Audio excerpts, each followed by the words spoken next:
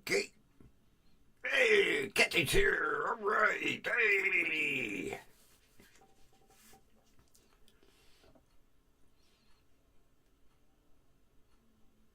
The microphone. Let's see. Wrong setting. I thought so. There we go.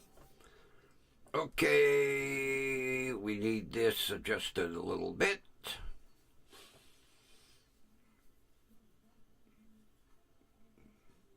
Damn 62 degrees. This goddamn cold weather in Cleveland is coming too fast.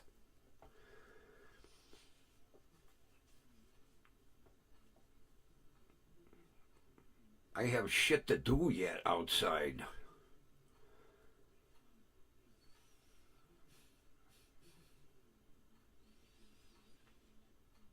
I hope my neighbor don't show up. There was no Honda Pilot in his driveway today. So that means no barbecue. I think, well, I could guarantee he probably sent her 57 text messages and left her 300 voicemails.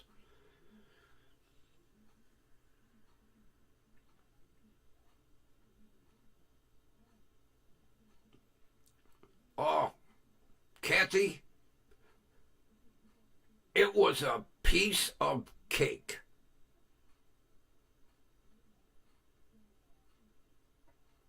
My cataract surgery, both eyes, was a piece of cake.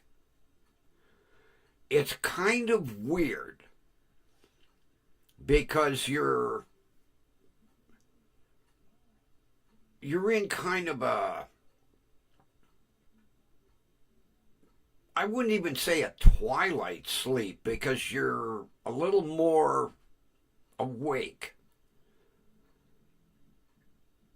Because while the surgeon is working, they're talking to you.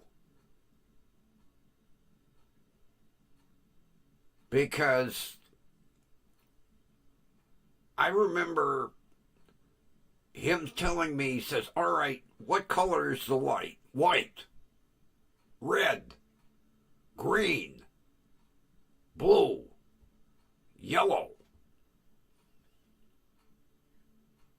And then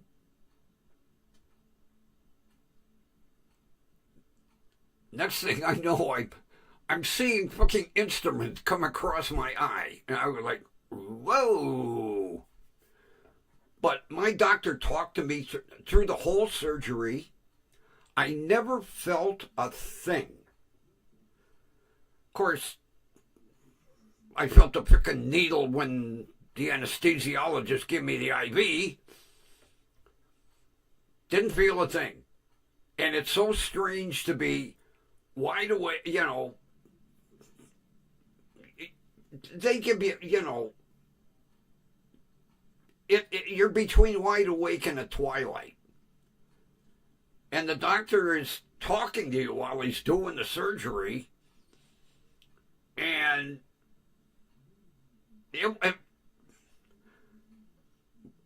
piece of cake.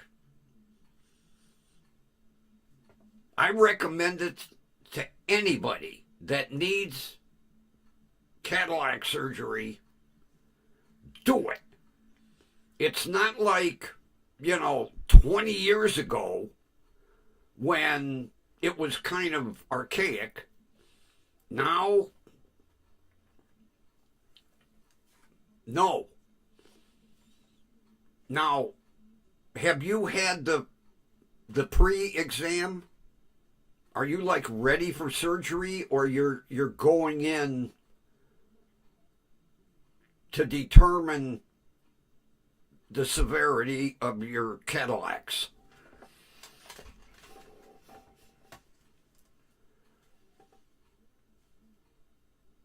Because when they do the pre-exam, they will dilate. Because what they need to do is they will determine the strength of the lens that they're going to implant.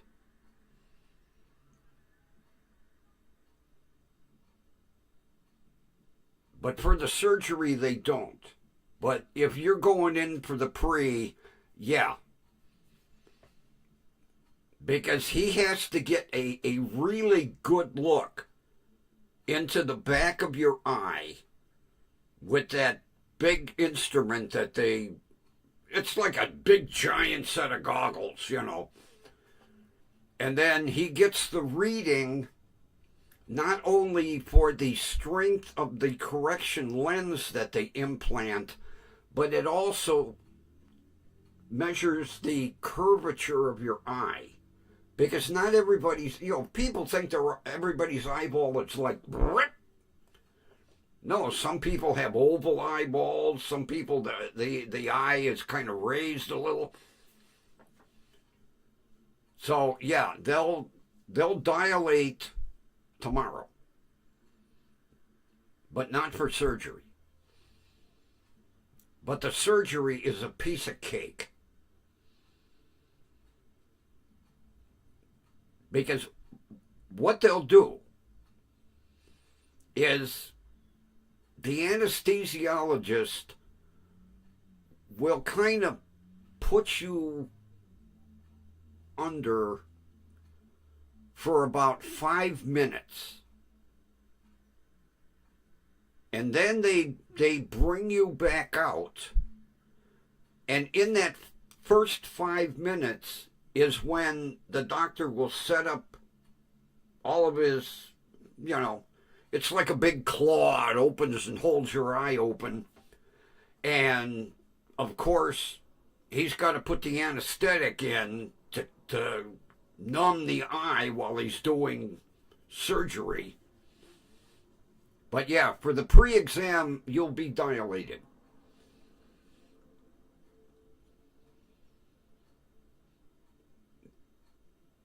Because that lens has to be, very precise. But once they pop that lens in and he literally, seals up, because what they do, your eye, the first layer of your eye is like a layer of plastic. So he makes a little incision and lifts up the plastic. Then he implants the lens. And when he's satisfied with the positioning of the implant, which is basically when he flashed all the colors, then he super glues that little piece of plastic shut. And then they bandage the eye and you're done. I want to say the surgery was under an hour. It went quick. It surprised the shit out of me.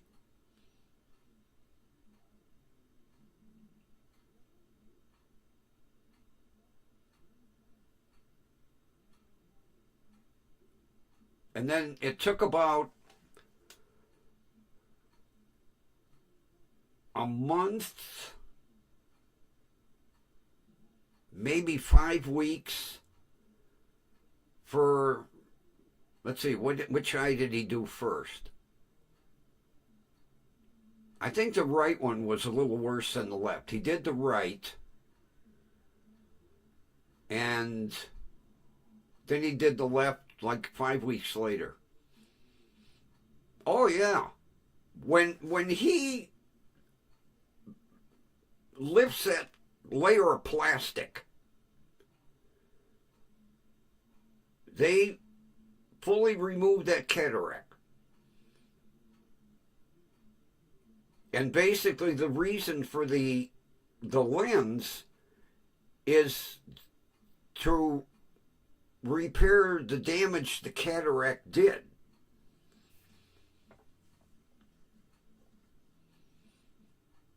They usually do the worst eye first. My right was worse than the left.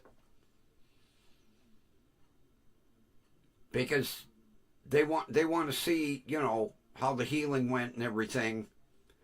And when I want to say 2 months, maybe 2.5 months after the left eye healed, then I went in for the eye exam, and for distance, I was dead on 20/20 again. I had realized how goddamn blind I was.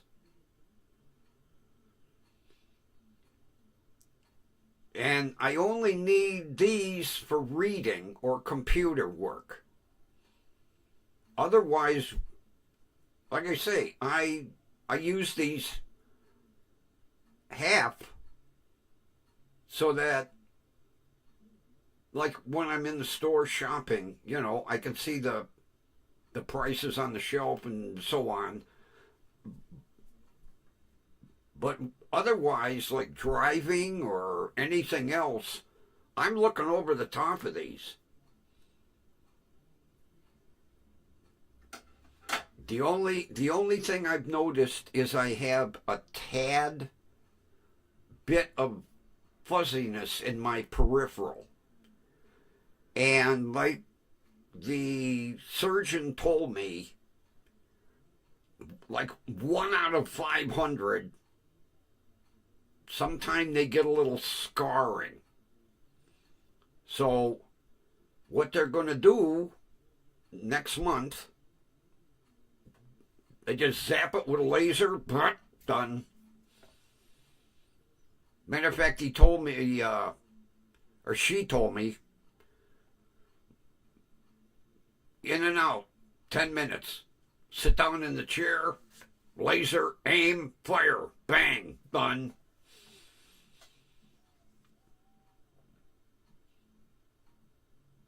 So, I'll tell you what, and I'm not a person to recommend surgery. If I hear anybody that has Cadillacs, I'm telling them go for it.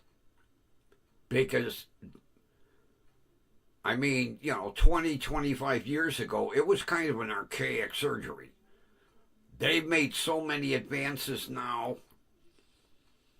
And like I say, my surgeon talked to me the whole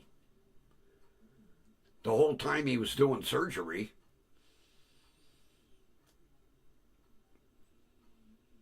You might possibly, for reading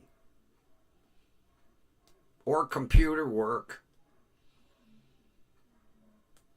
sometime he says they get 100%, and sometimes, like me, I need the glasses for reading. But that's why readers.com. That's why I go to readers.com. I get these half.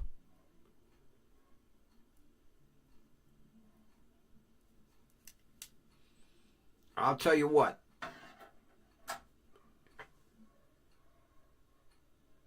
It's amazing the correction rate that you will get.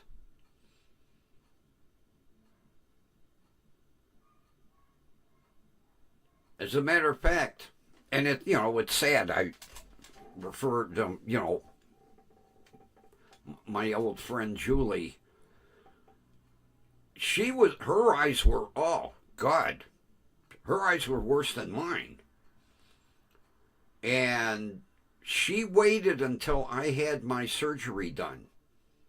And I told her, I said, Julie, Jesus Christ, schedule it. Get it over with already. My God. What are you waiting for? And I'd say it was about 3 months after I told her to get her ass in gear. She had her eyes done. And she said to me, after both eyes had healed, and she did not need glasses for anything.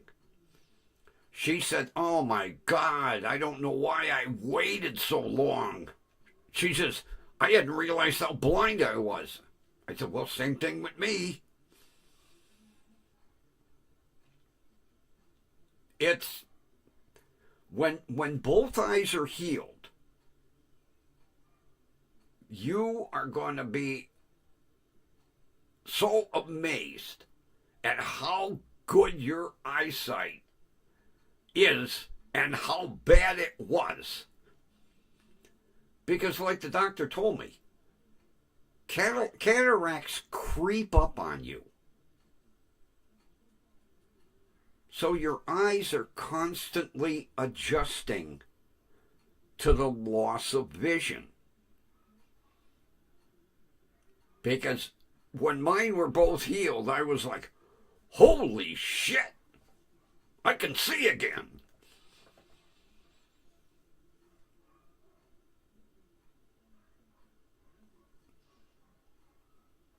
Let's get started here. I don't see Ron or Linda.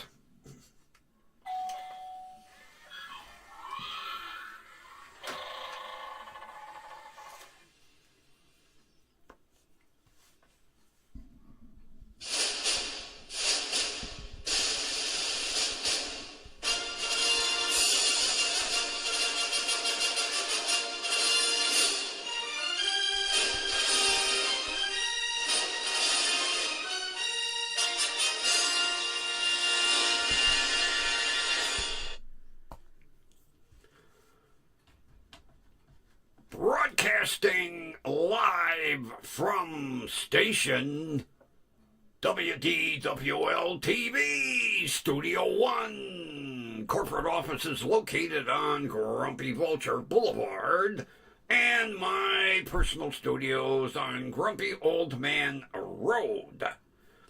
And for those of you first-timers, I am the Grumpy Old Man. Oh, geez, all right. And the Grumpy Vulture. Take your bow. There. Pain in the ass. Straighten your banner. You don't need a spotlight no more. Wasting energy.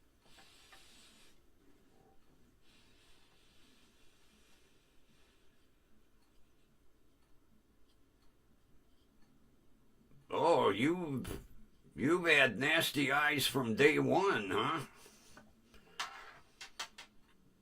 Well,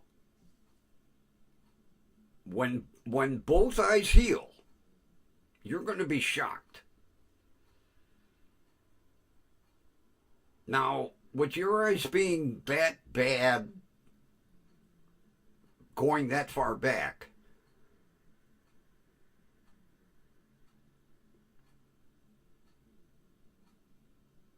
you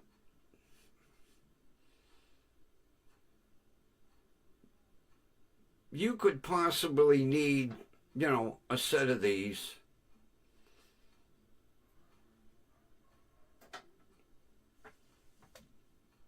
But yeah, I thought when I had my carpal tunnel done, the surgery was kind of cool because the surgeon and the nurses were talking to me.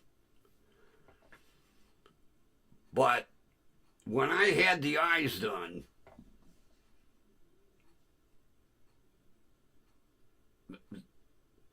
the surgeon was just carrying on a conversation. We were talking about everything.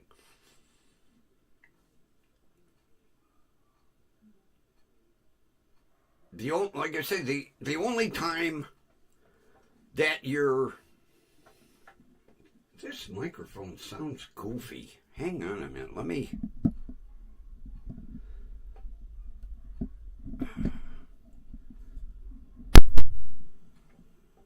Is that any better?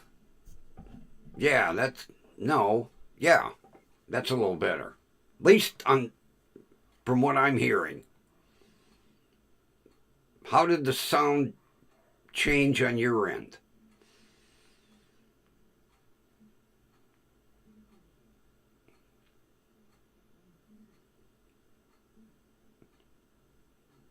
Do I need to go back to setting 1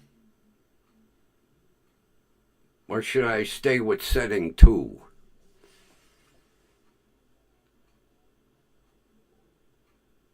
Clearer now? Okay, good.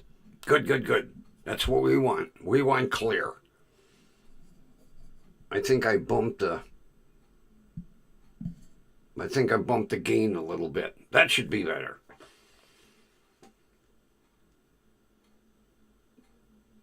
Yeah, like my eye surgeon said, everybody says the same thing after their eyes heal. Why did I put it off so long?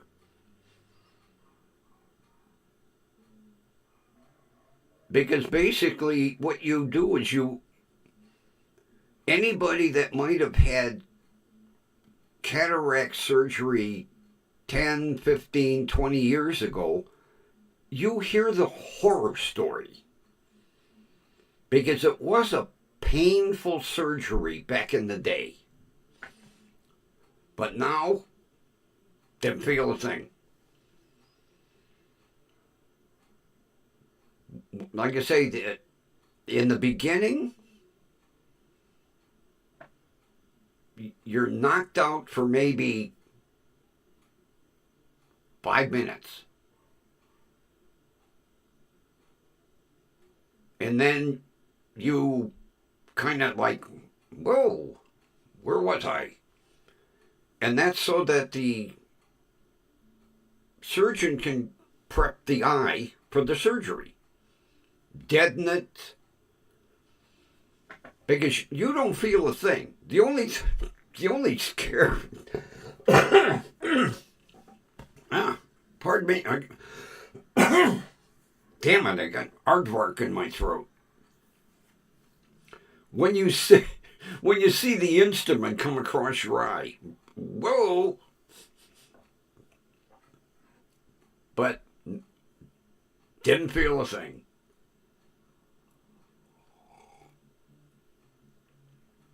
And like I say, surgery was maybe half an hour. I think I spent more time in recovery. And then you come out with that big, cool white bandage over your eye.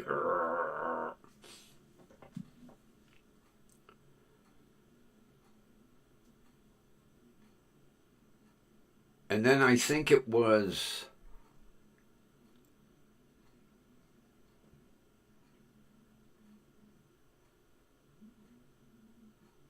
maybe 24 hours after the surgery.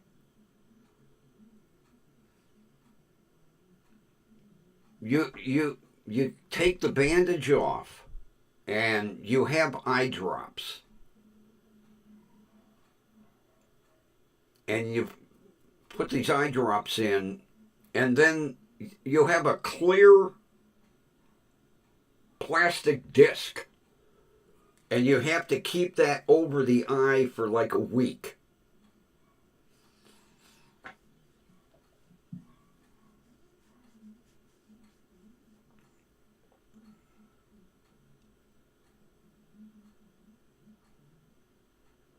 Oh, Margaret, yeah.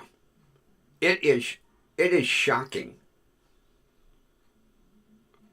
Like my surgeon said, everybody says the same thing. Why did I wait so long?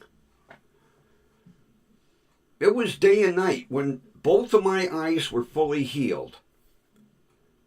I was like, geez, I can see again. I can see street signs and birds up in the sky.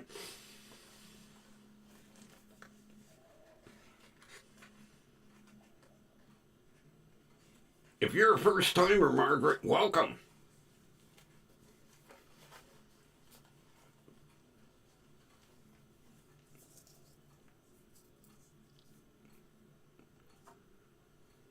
Yeah, it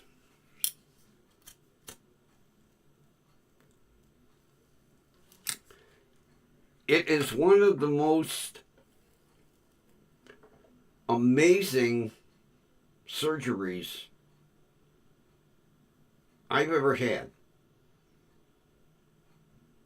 because to get vision back as strong as you do, and not only vision, like Margaret said, colors, everything is just, it's like going to sleep and your eyes waking up 30 years younger. It's like, holy crap. Where did all this stuff come from? Hey, Linda's here.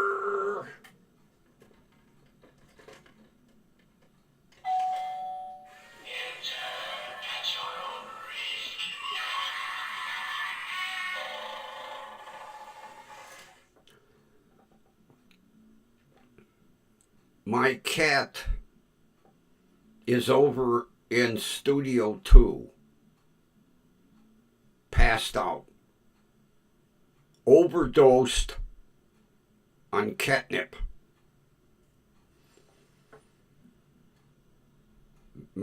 Marianne came over with some fresh cut catnip because she grows it. And when I put it down, he went crazy. And now he's like,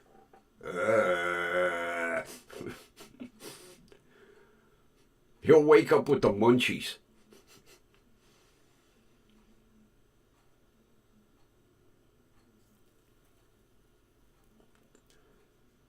Yeah, he went, both of the sides of his face are completely soaking wet from the drool while he was rubbing on them fresh catnip leaves.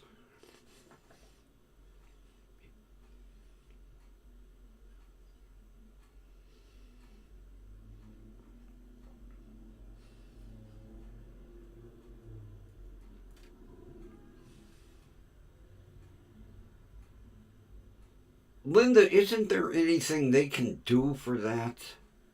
I feel so sorry for him.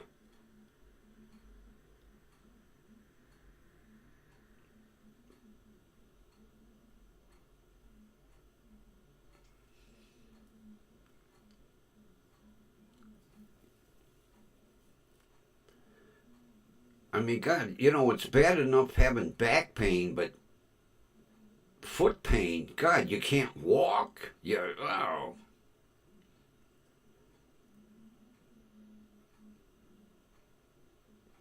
Do they know what's causing it? Because I know every now and then he'll come on here like, my feet are on fire.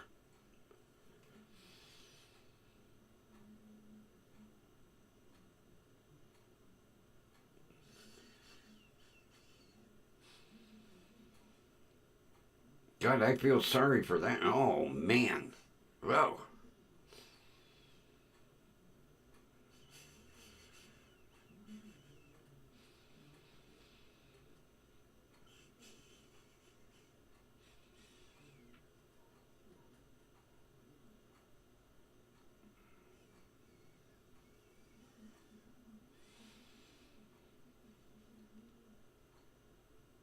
What is it?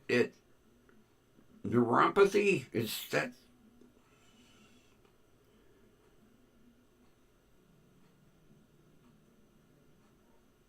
I would think if he had neuropathy pain, it would be feet, ankles, legs, thighs. But just to be kind of centrally located in his feet. Oh my God.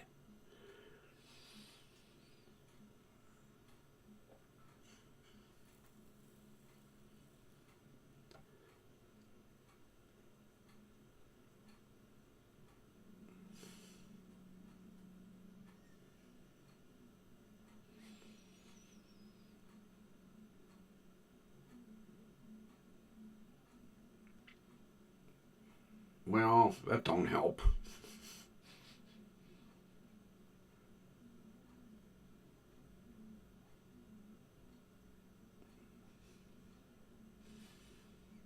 See, what drives me crazy is the goddamn frickin' numbness that I got after the chemo.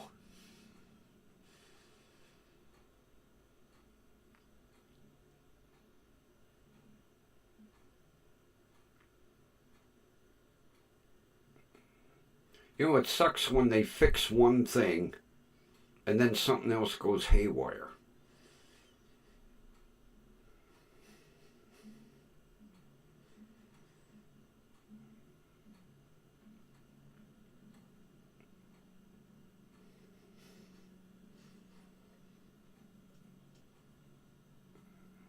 And it seems like it's a nightly thing, which really makes me feel bad. Because I know there's a lot of times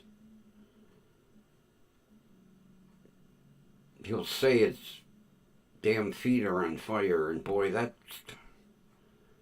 I mean, we all know what it's like to go through nasty pain, but your feet, oh, you can't walk.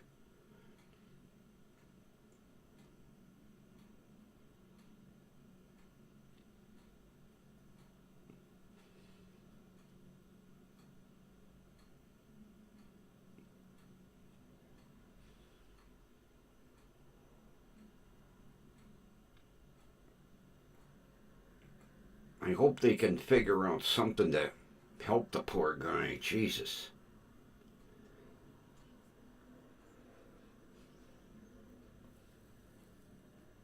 He's been through enough shit already.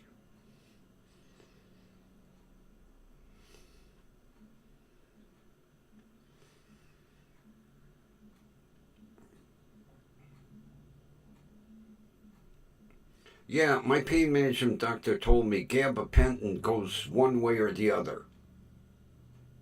It helps or it aggravates the shit out of you, you know.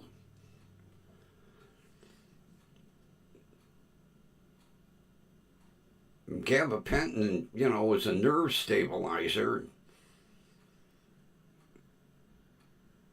With him, it's making it worse instead of better.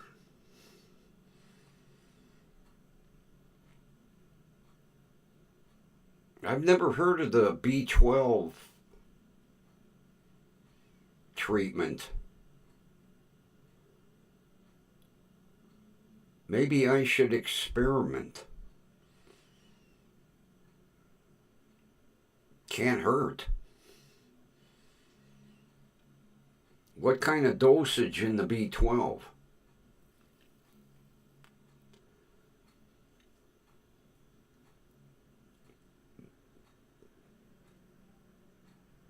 Because in 2 weeks I have to go to Parma and I can hit the old pharmacy on the way out.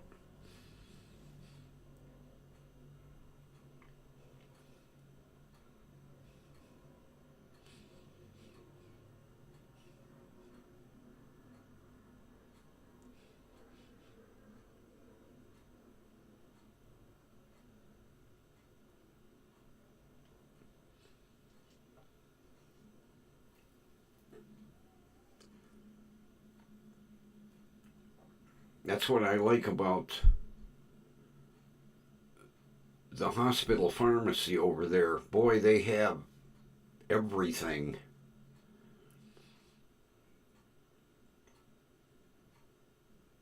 You know, of course, it's a hospital. But you know, you walk through places like Rite Aid or Walgreens, and they'll have one dosage of B12.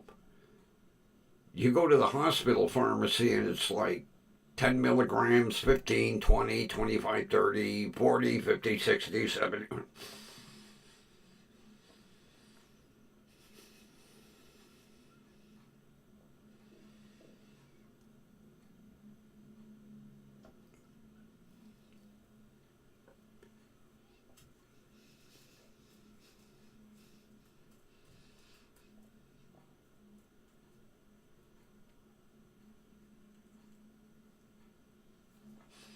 It's like I mentioned today that I have to see this rehab specialist, and she's into this Tai Chi type stuff. And my buddy's wife was like, yeah, they do that up at the senior center. And she goes, nope, none of that for me. Almost as bad as my cousin's wife with her yoga studio. Now take your ankle and put it behind your neck. I couldn't do that when I was 10 years old, let alone now.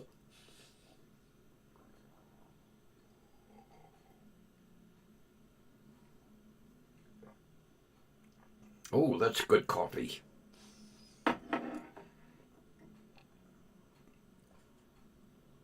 I'm trying Folger's Black Silk Dark Roast. Good stuff.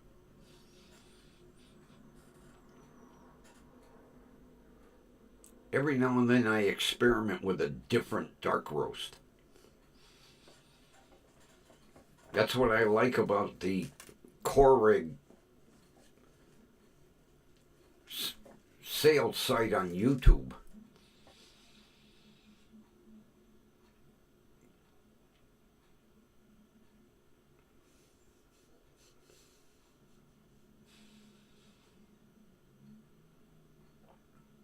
I ordered some accessories for my new phone today. They happen to have that folding leather case that I showed you. So I got one of them. And then I had to order the 65-watt charger. Jesus.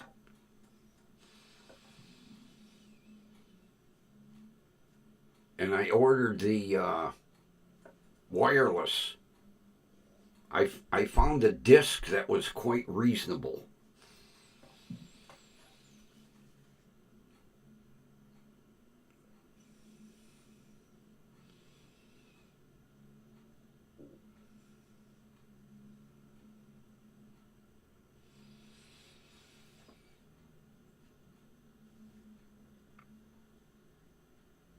What dosage, Linda? How many milligram? I'm going to try it.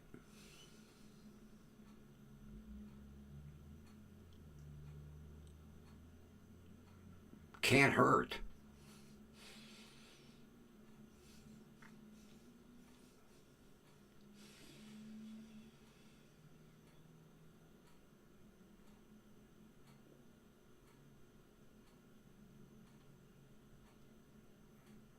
Because I tend to think with them having me maxed out on the gabapentin, they're going to start backing me down, so I might as well start experimenting on my own.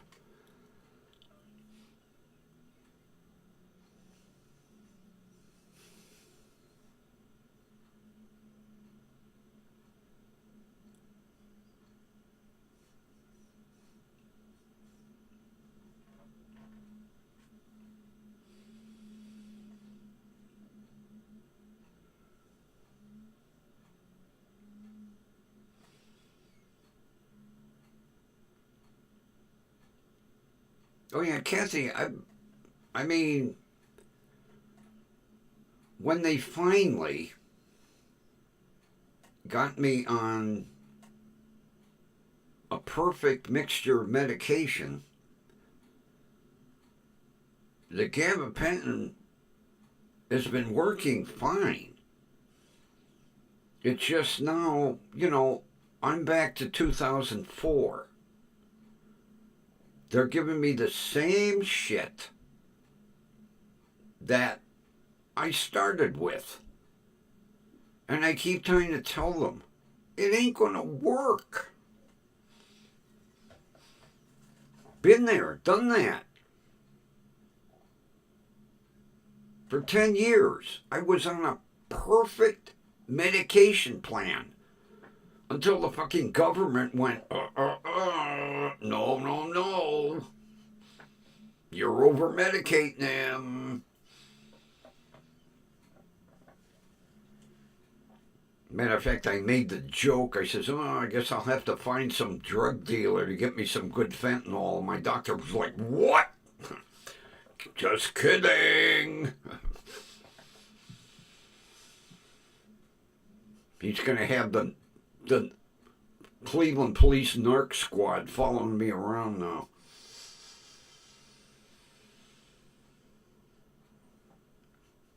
You don't make those kind of jokes in front of doctors. They don't appreciate them.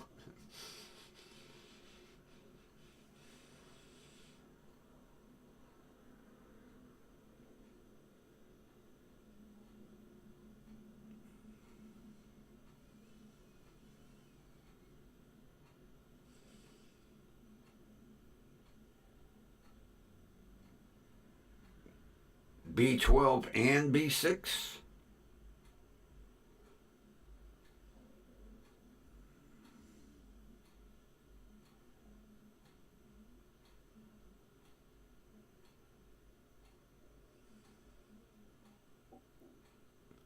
Like I say, I'll try anything once.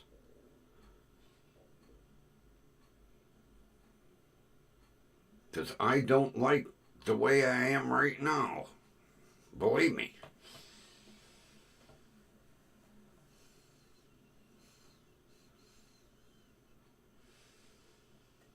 Yeah, Tuesday I have to go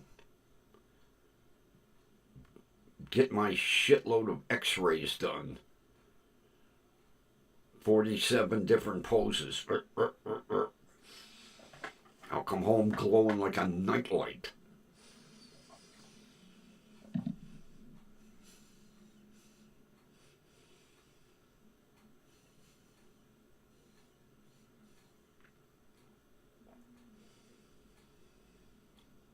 I tend to think what he's going to do is like turn me in a circle.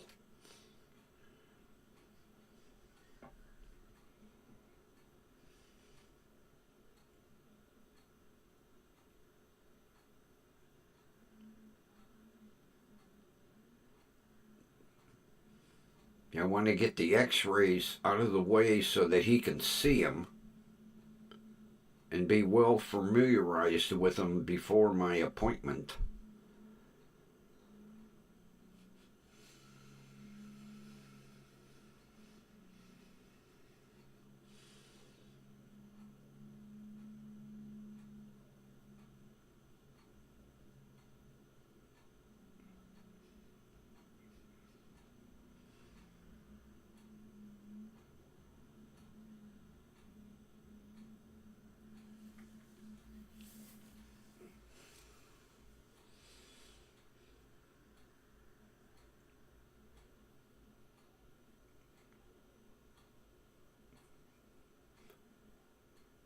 Yeah, Linda, I kind of get the impression that's what they're trying to do with me. But over the counter ain't gonna do it.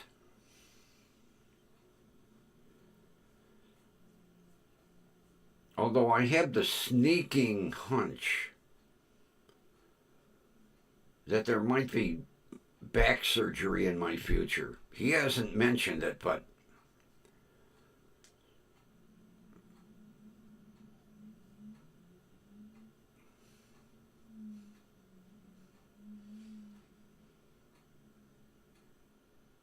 that's like today, my neighbor up the street, I see him out with a walker. No, I stopped and I went, what do you got a walker for? He blew out his knee. He's rehabbing after knee surgery. He's a truck driver. And he was in a hurry and he jumped down.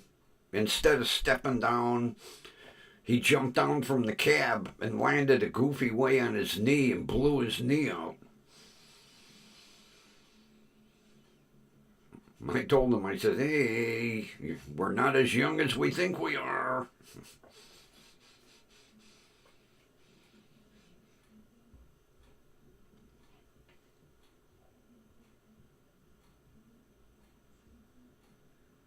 Although he was lucky they were able to do it arthroscopically.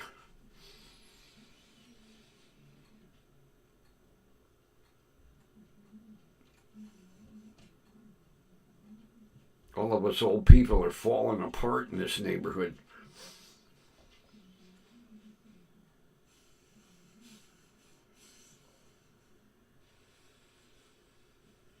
So is that why Ron's not here, Linda?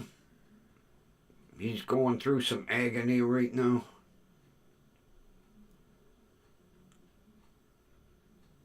If he is, I really feel sorry for him.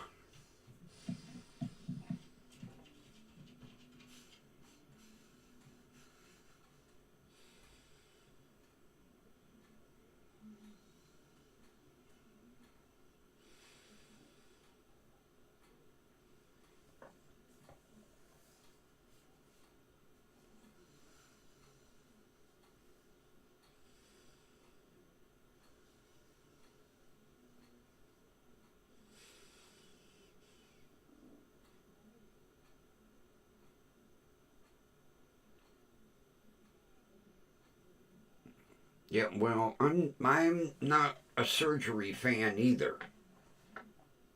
Especially, you know, since I found out in a way that goddamn C5 C6 fusion was kind of a whoops, we misdiagnosed.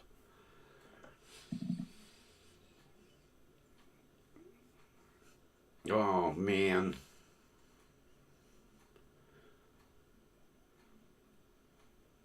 Well, tell him we're praying for him. Hopefully, nothing worse than being in goddamn pain. You can't sleep, no matter what you do.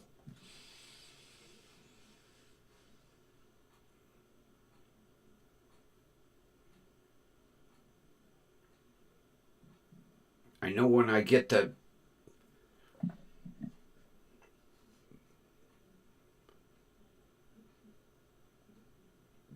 goddamn pain in my shoulder, feels like somebody with a goddamn stun gun.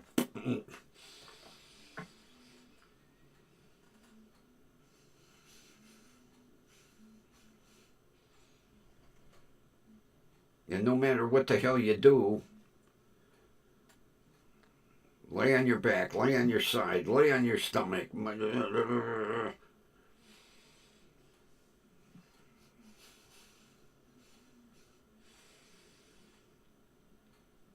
Like I say, the other night, I got rid of all the pillows. I just laid flat on that goddamn bed.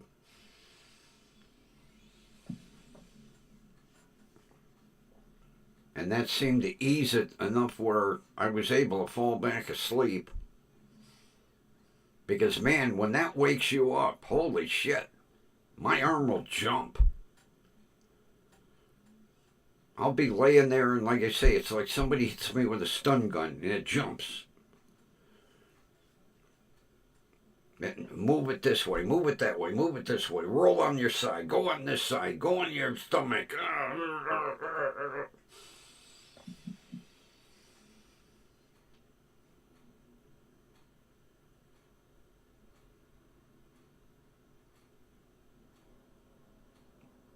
Hopefully, between the frickin' MRI and these 57 fucking x rays that they're gonna take, they can figure out something.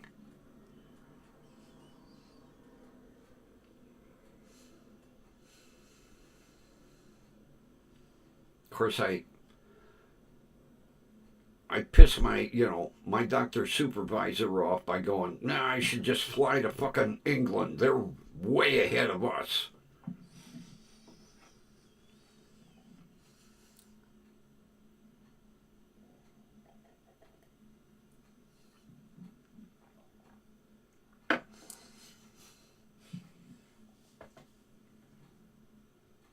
Matter of fact, I was watching a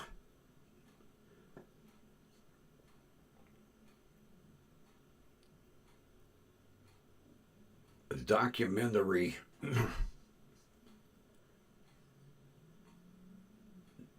and I sit and laugh when they go, and we're prepping the patient for the theater. Now, they call the operating room the theater over there. But first thing that comes to mind, like, Jesus Christ, the guy needs an operation, and you're going to take him to a movie? Yeah, the theater. Nurse, prep him for the theater. Okay, let's see. Buttered popcorn, good and plenty, and a large drink. There you go. That's not the theater I'm talking about. Well, oh well, he's got his popcorn and good and plenty already. I'll hold the drink.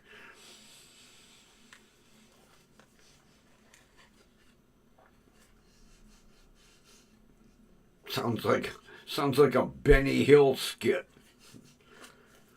Prepping for the theater. Okay, here's your large buttered popcorn, some good and plenties, and a large root beer. Hold the ice.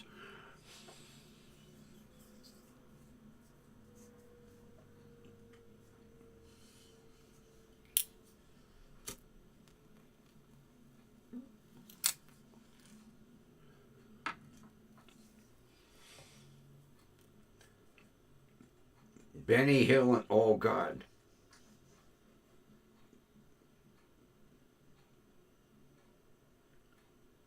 Oh shit. Who was the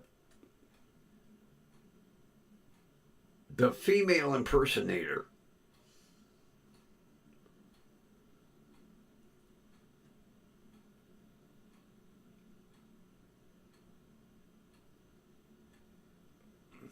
Oh, I can't think of his name. Or hers.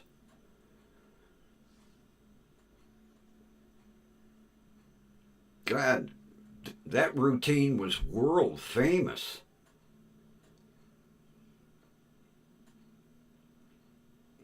I can't think of her name, her stage name.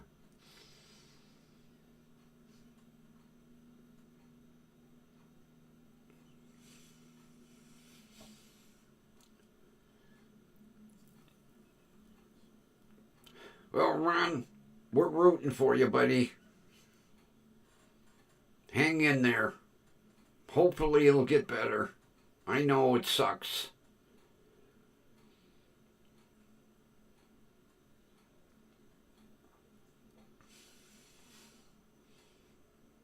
Believe me, if we could do something for you, we would. Because we all know what it's like to be in fucking agony.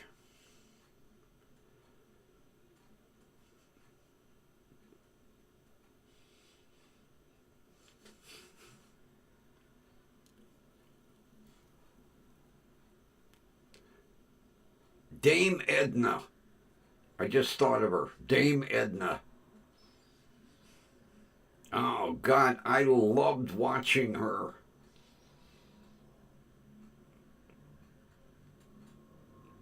And it was amazing, the transformation. When you would see him, and when he would transform into Dame Edna, it's hard to believe they were the same person.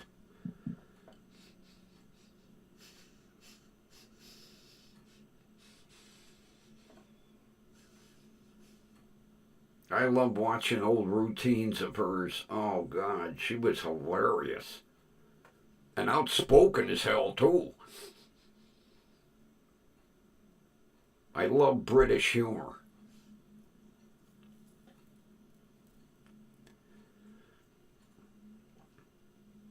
I have watched this skit. Another great pair was the two Ronnies. And they do a skit called My BlackBerry is frozen. Oh, it is hilarious.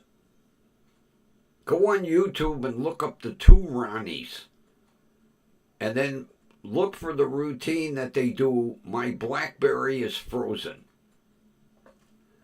I almost piss myself. I laugh so hard.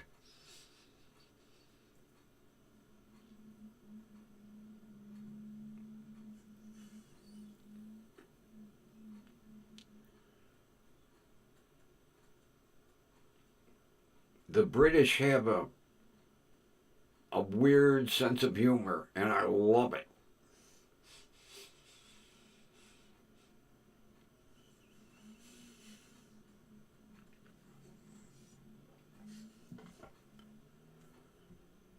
Hang on, let me take a look over in the studio too.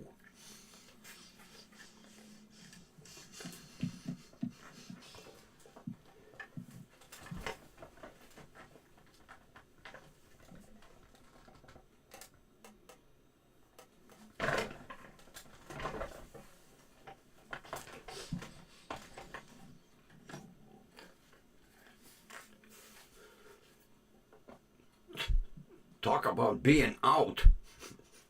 Old Bootsy is he's sawing giant redwoods.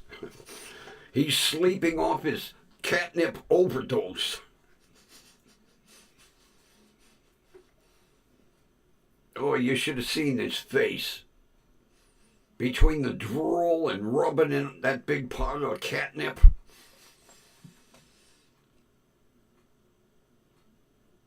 Now he'll wake up and he'll have the munchies. I'll have to tell him, no, I'm not getting you Taco Bell. No chips either.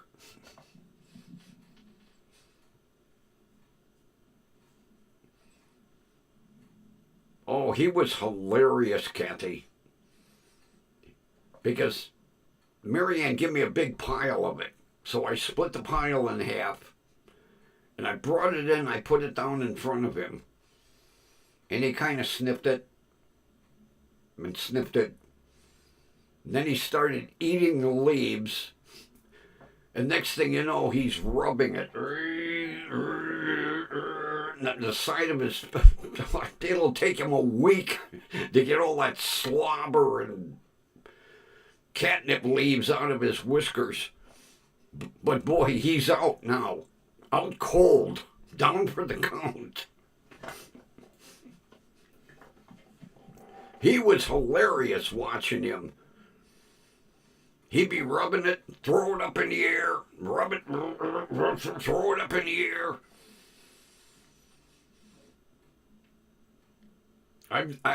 He was like a kitten again. But boy, he's dead to the world now.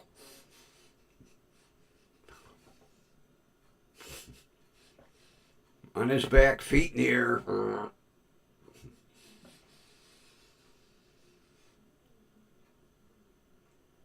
I saved the other half. I put it in a plastic bag. I stuck it in the fridge.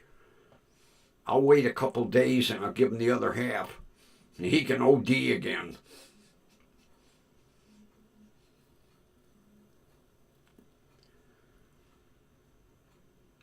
When I first put it down in front of him, it kind of scared him. He kind of gave it the eye. So I took one of the big leaves and I kind of rubbed it between my fingers and stuck my fingers in front of his nose. And he bit me. I was like, here, down here. Then he started sniffing and sniffing and sniffing. Then he ate one of the leaves, and that was it. We went crazy after that. Boy, do I have a mess to clean up, too. But the sides of his... you're looking at his face. He'll be washing and washing and washing for a couple hours when he comes out of his coma.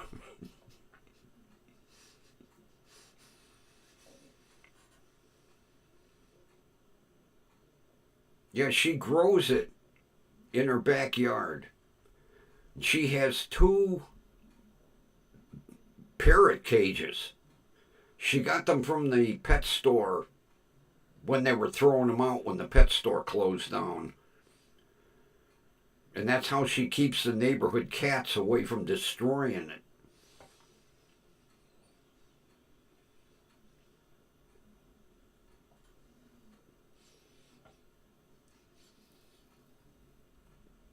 Yeah, right next to her garage, she's got these 2 big parrot cages.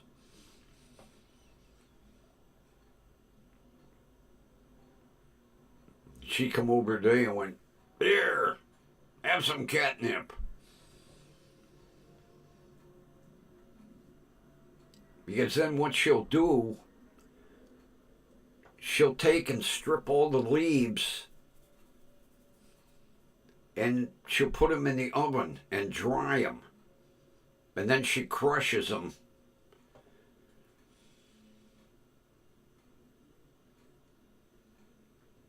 That way she has catnip all year round for her 5 or 6. I can't remember how many cats she's got now.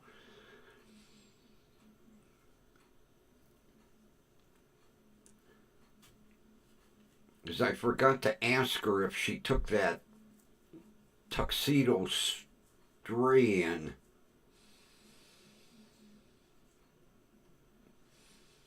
Because I know she was feeding him.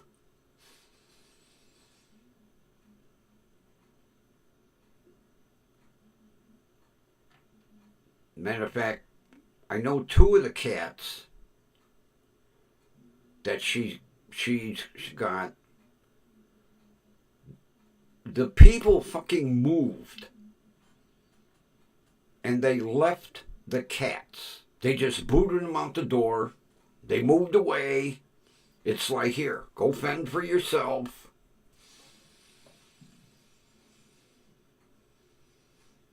Now see, in other states, they would have gotten cited for cruelty to animals. But Ohio, they don't seem to care.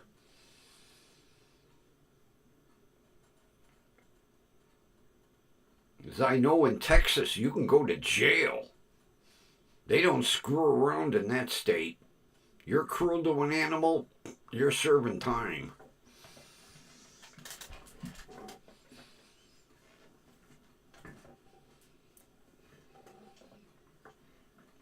Because I know the woman across the street, she had called the kennel. And when she told Mary Ann she called the kennel, Mary Ann was like, "I'll find them cats. I'm taking them with me." Because the goddamn kennel just put them down.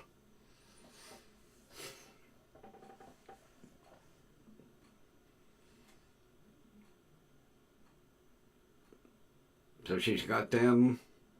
She's got the one stray that wandered in when she was in Georgia.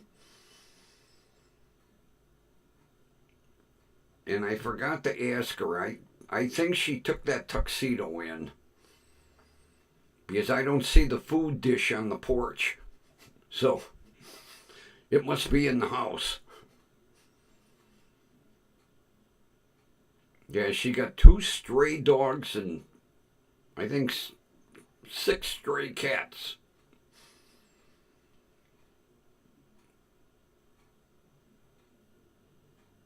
She loves her animals.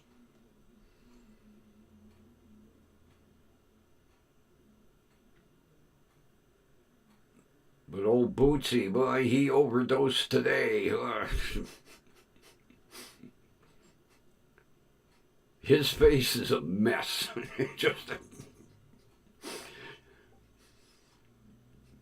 I can see after he comes out of his catnip-induced coma, and we'll be washing.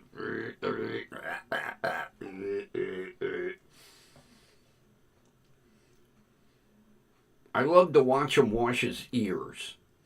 He'll lick that foot.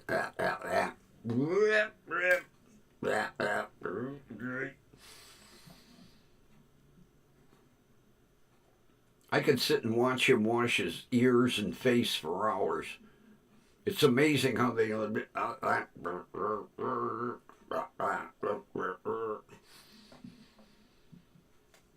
course, after he gets done washing his catnip slobber off of his face, he'll probably woof up a hairball.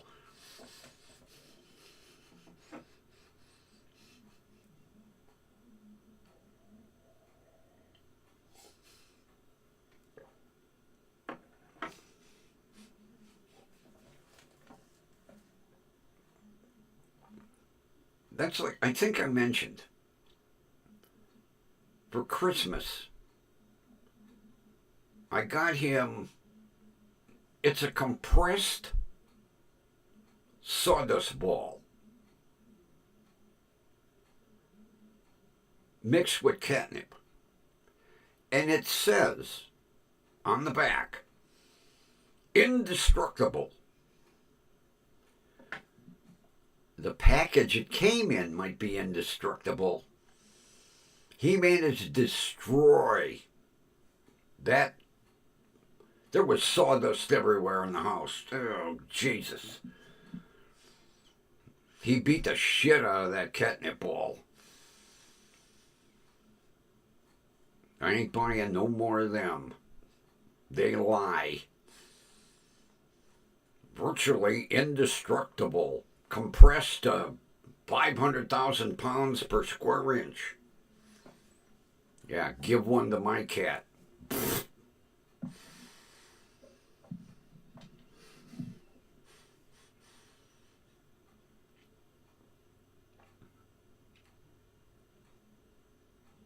Although the best thing I bought was that kitty fountain. Because he drinks a lot of water. He loves that fountain. Good old Timu, $6.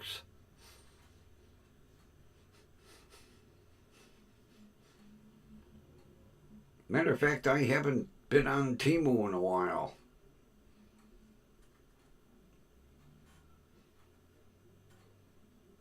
Oh, they enforce it there? Good. That should be universal in all 50 states. Because we've literally had on the news, people beating their frickin' dogs. In the city, they don't do shit. They might take the dog away, but they don't do nothing with the owner. But I know in Texas, man, you abuse an animal, you're going to jail.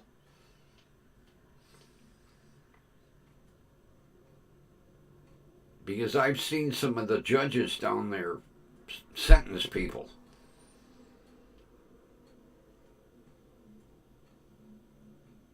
I'm glad to hear that Alabama's the same way.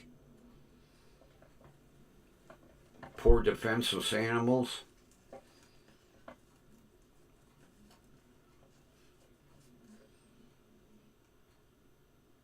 There was one case. It was in Texas, in front of Judge Boyd. And this girl was beating a puppy. And the neighbor across the way filmed it.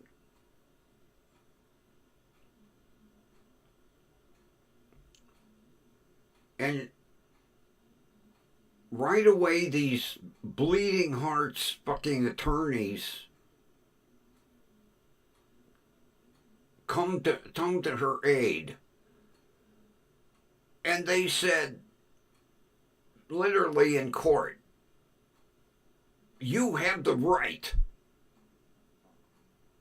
to reprimand your animal.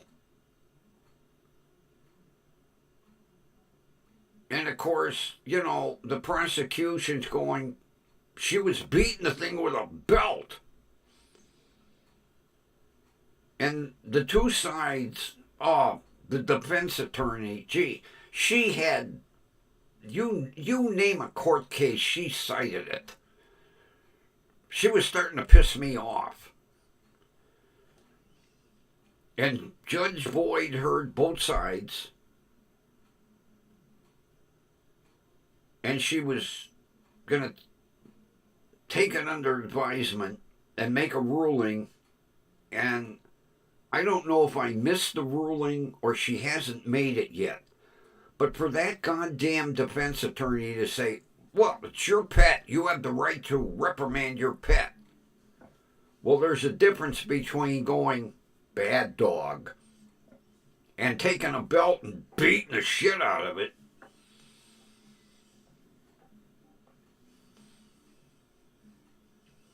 Yeah, they saw the case on the news, and boy, they ran right to her aid. I think it's two attorneys looking to make a name for themselves. But when that one defense attorney was arguing in court, oh my God, she had cases that went back to like 1900. There's a difference between going bad dog or holding it out on your back porch and beating the fuck out of it.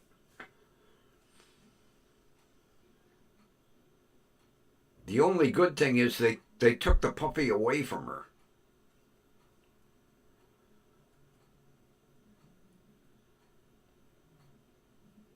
I'm going to have to do some research and see if she made a ruling yet.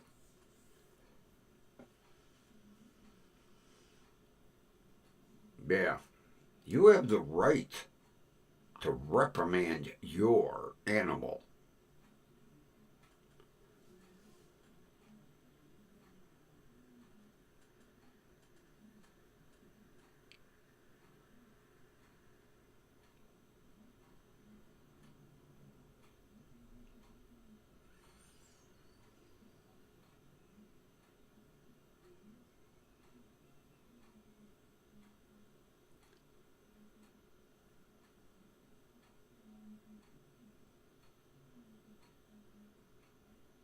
Holy shit. Oh, man, am I missing out on some stuff? I didn't know that.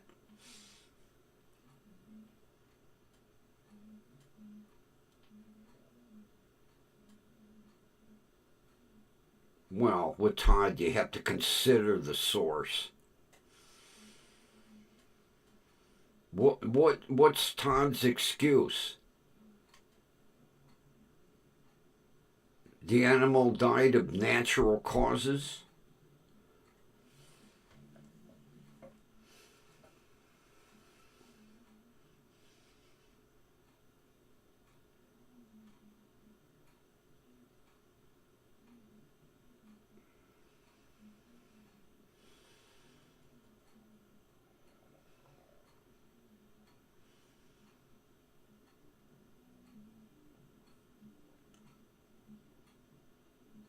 Oh, they should run that judge out of town on a rail. You gotta be kidding me. That would be almost as bad as that Judge Boyd giving that dog back to that girl so she can beat the shit out of it again. Oh, it was a nasty video, too. She was literally holding by the collar and she had a belt and she was whipping the shit out of that puppy.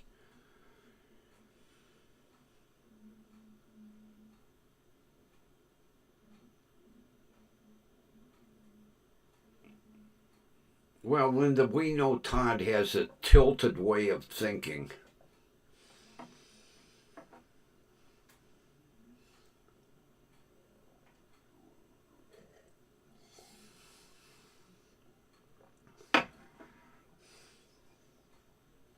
You know, in his eyes, some people can do no wrong.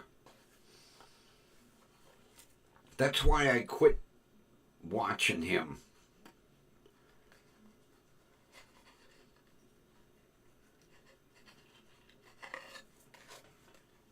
I would be screaming at my computer screen.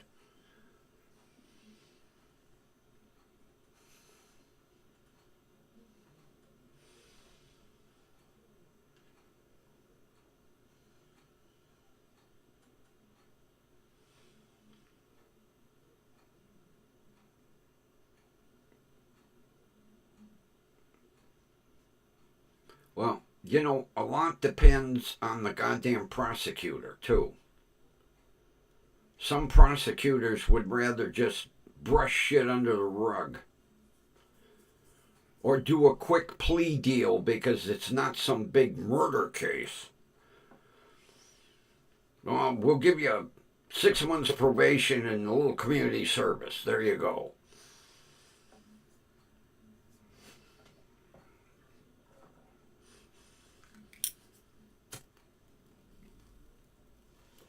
And any judge that would give an animal back to an abuser,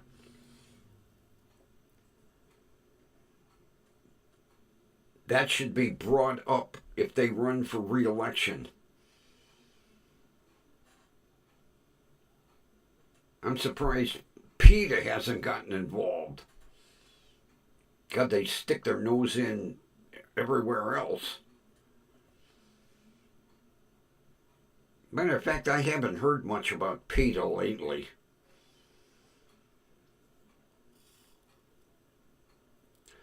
Christ, for a while they were in the news like every month.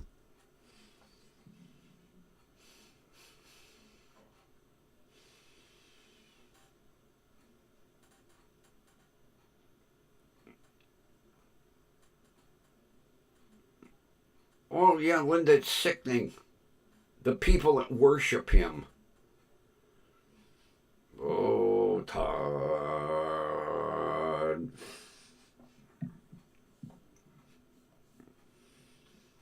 It was almost as bad as the goddamn people that were buying subscriptions to Kaiser.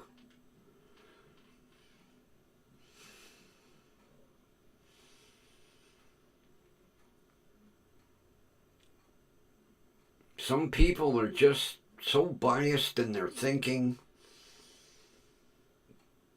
almost as bad as these idiot flat earthers.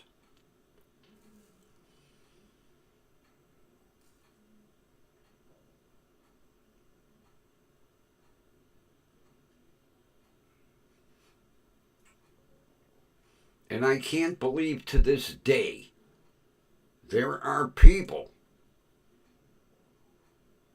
that swear up and down on their life that the earth is flat.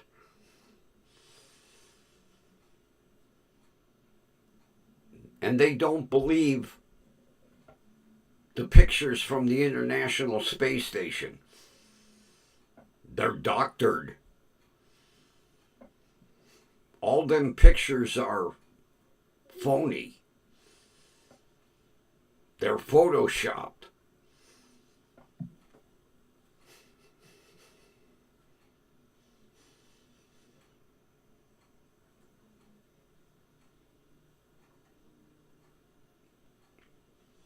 Well, I hope the DA files charges and they go to trial. Because a plea deal is a cop-out.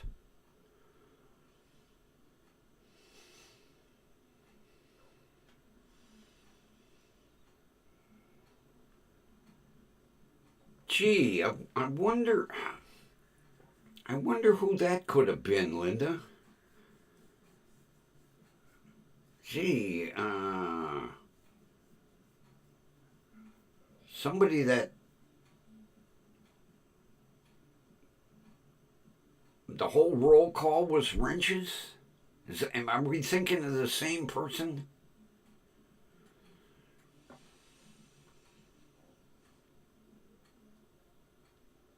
It was amazing how much green was in Kaiser's roll call every night. The only one that wasn't green was me, and I got thrown out.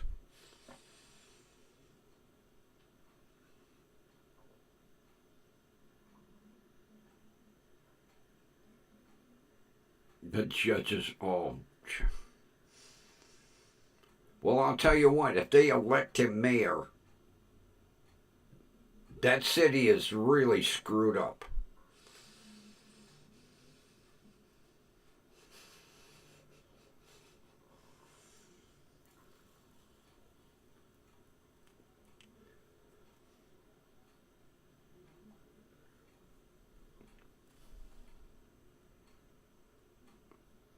Although, God, I can't remember the town. Some town actually elected a cat as mayor.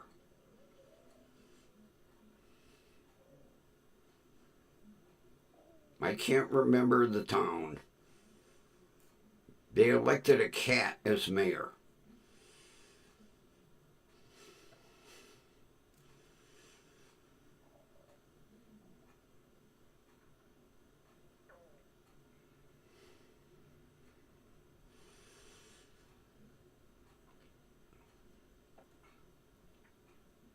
That's almost as bad as that mayor that used to be on Kaiser's channel.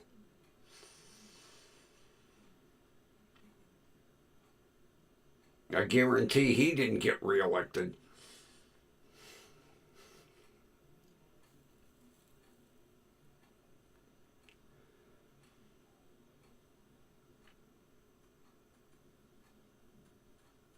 Talk about a screwed up world. Jesus.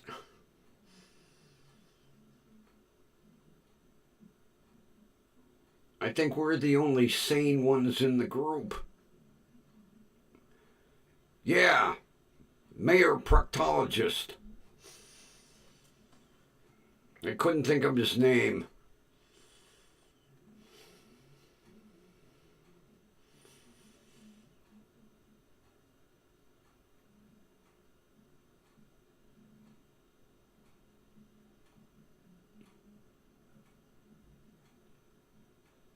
Well, good for that sheriff. It's good to see a sheriff that's got some balls to go on TV.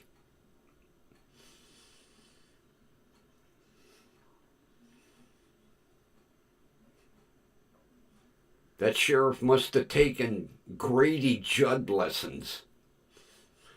Boy, there's a sheriff I love. Good old Grady Judd. You don't screw with that guy. He calls a spade a spade. He don't care what people think.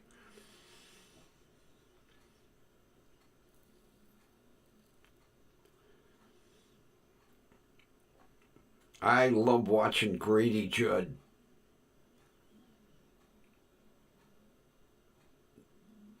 Every time he has a news conference, gotta watch Grady Judd.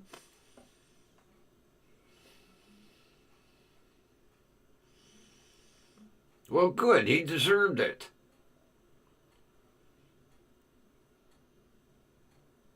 He deserved it.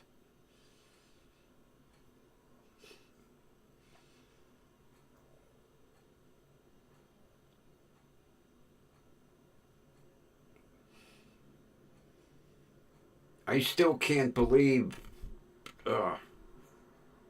Whitehead hired JJ.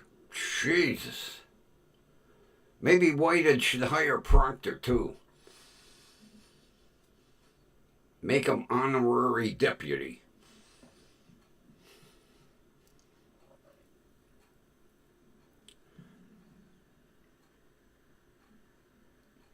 You know, if you're a political figure,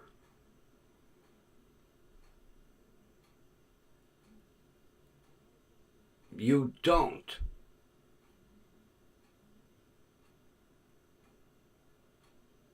any way, shape, or form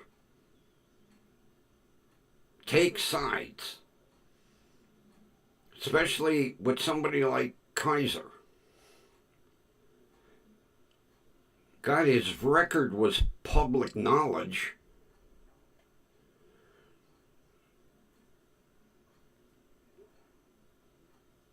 Then Proctor backed him. Well, Proctor got what he deserved.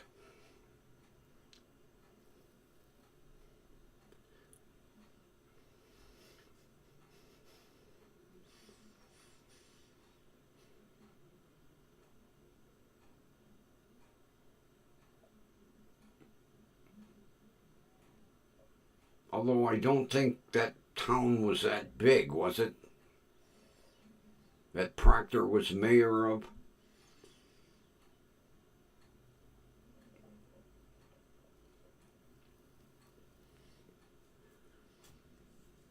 Wasn't like he was mayor of Mobile, you know. Probably mayor of some town like Mayberry.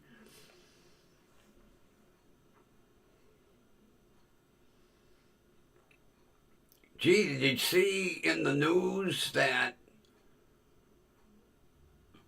Mayberry is coming up on its 65th anniversary? Man, that made me feel old. It's hard to believe. It's coming up on its 65th anniversary.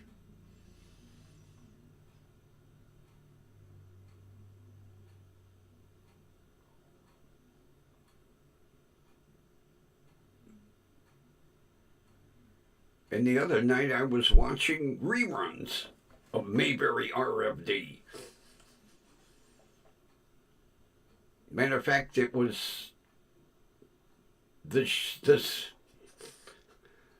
segment was when good old Otis checked himself into jail.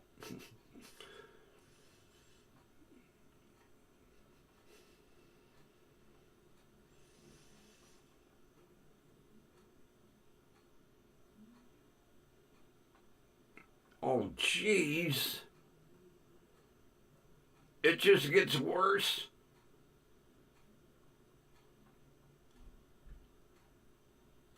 Oh, my God.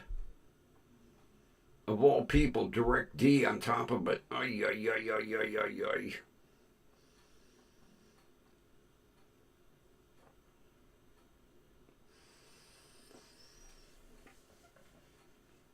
Thank God I'm sane.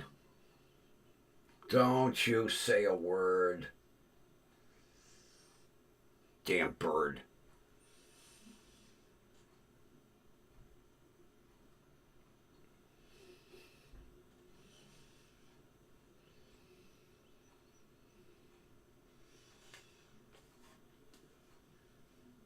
Oh my God, I forgot all about, I forgot all about that show. Good old Grizzly Adams.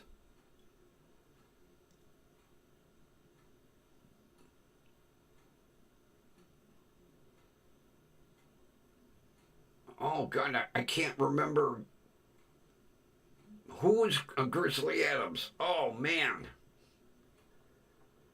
His name just escaped me. Oh jeez.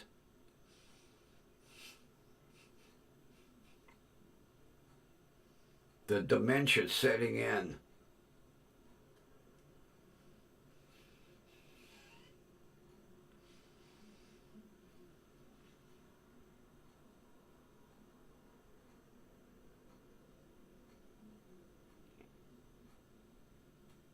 I can't think of who Grizzly Adams was. And I watched that show all the time.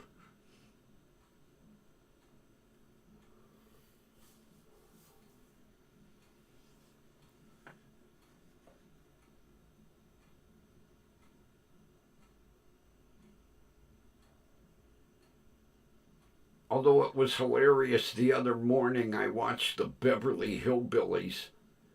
Oh my God.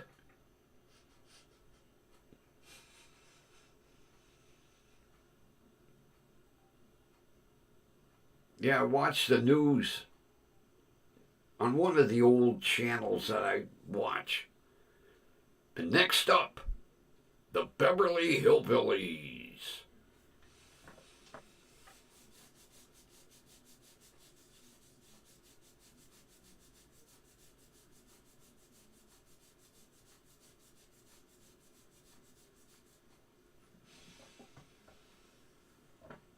Hey, look who popped in. Good old Runbo. How you doing, buddy?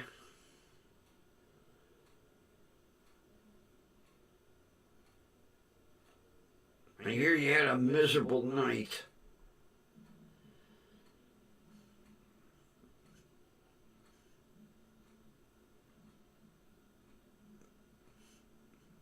Yeah, Linda, every now and then I flip over to the other TV and I channel surf.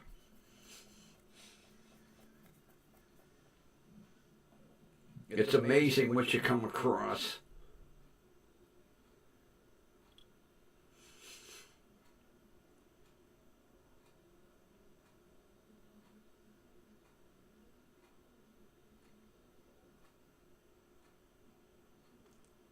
Trying to think what else I watched on that channel.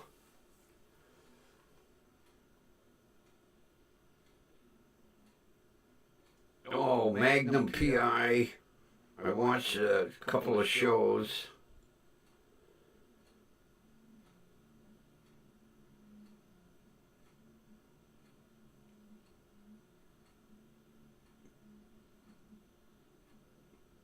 And then, oh, gee.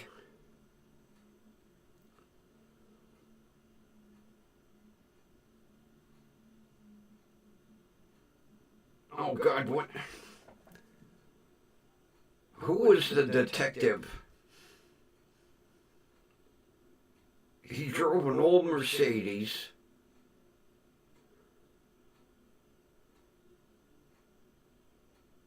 And he wore an old trench coat.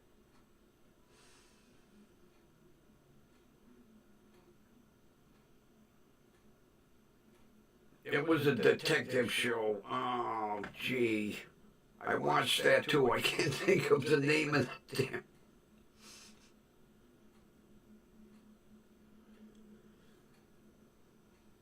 He was the one that accidentally shot his wife.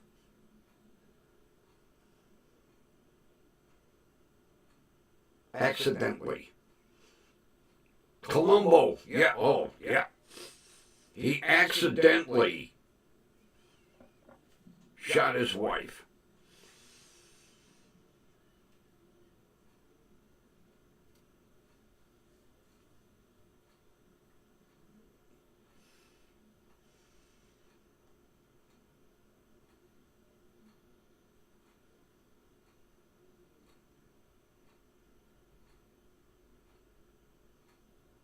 Oh, gee, Beretta. Now we're talking shows from back in my day.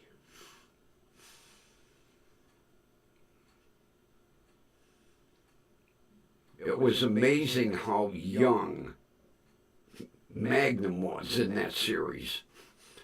You see him doing commercials now for gold coins.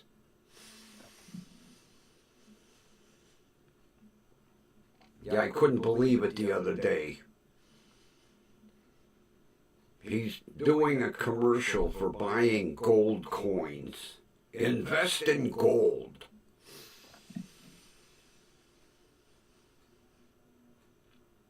You can tell they're hard up for work when they're doing commercials for gold coins.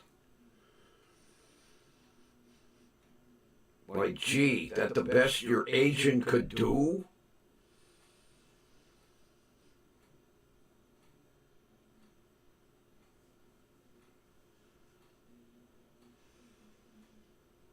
Oh, there's another one, Kojak. Yeah. And his brother, Stavros. People didn't know that was his real brother. I used to love it. He'd be sucking on that lollipop and go, Stavros, get in here. And his brother had hair out to here. And Kojak was as bald as a cue ball.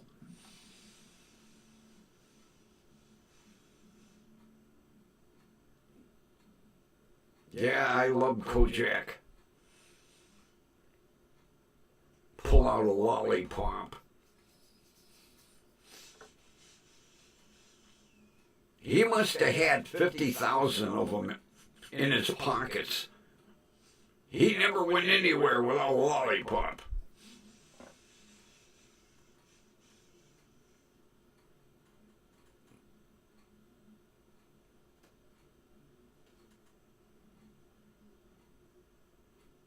Oh, watched a couple of Hawaii 5-0 shows too.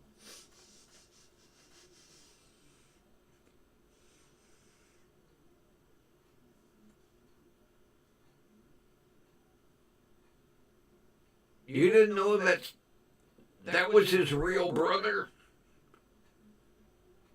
Yeah, the guy that played Stavros with the black afro hair was his brother. Oh, God, Ironside. Holy shit. Now we're really going back. I haven't even heard that program mentioned in 30 years.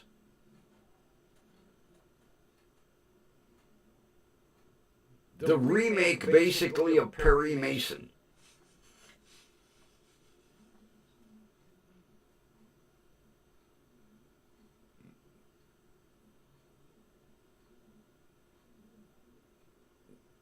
Good old Ironside in his wheelchair.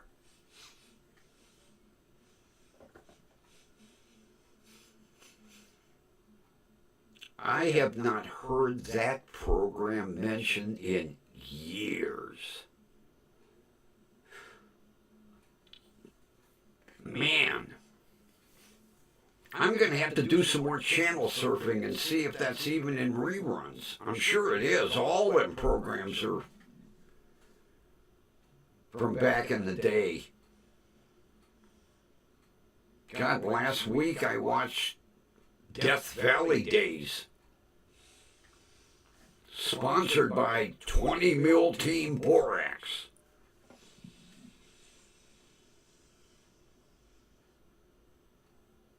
It came on right after, what was it, Wyatt Earp? No. Gunsmoke. It came on after Gunsmoke. I watched Gunsmoke and then Death Valley Days.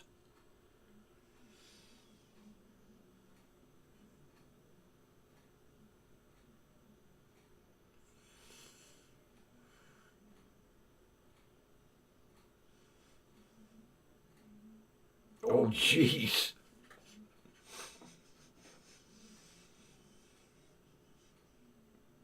You like that theme song, huh?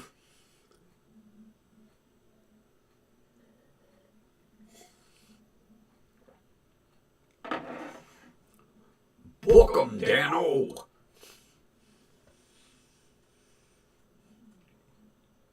The famous line at the end of the show. Book 'em, Dano.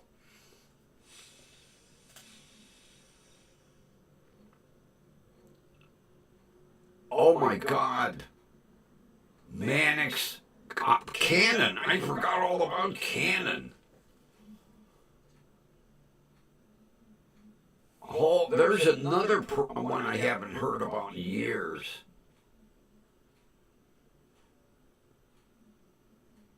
And Barnaby Jones.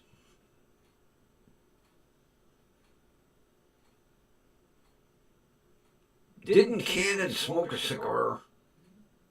Or do I have him confused with somebody? Didn't he usually have a cigar?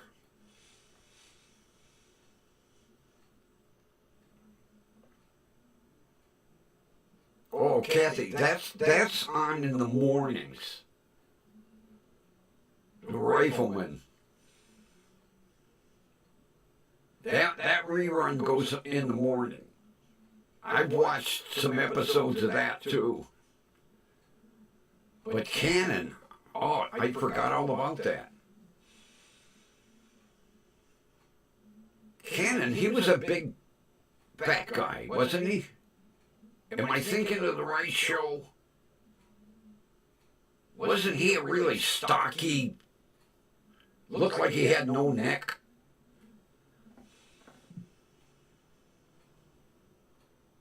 Had a mustache? I think I got Cannon right, didn't I?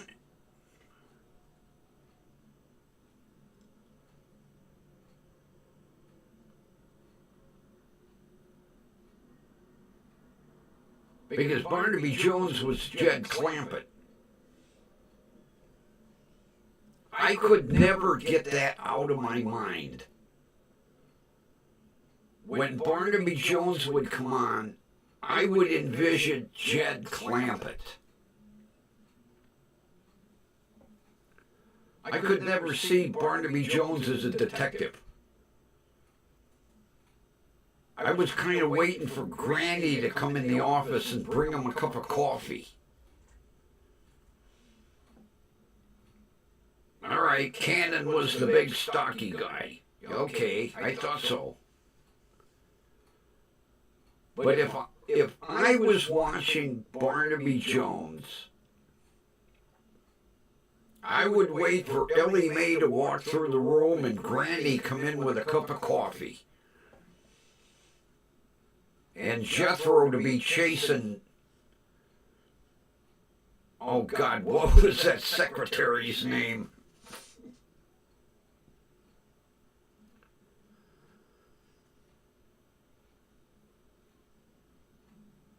Oh, I can't remember the, she had the glasses like, oh God. Jethro had the hots for Mr. Drysdale's secretary.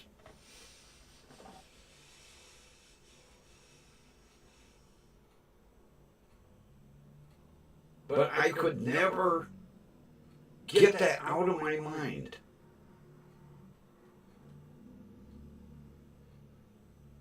Miss Hathaway, yeah, oh man, yeah, Miss Hathaway.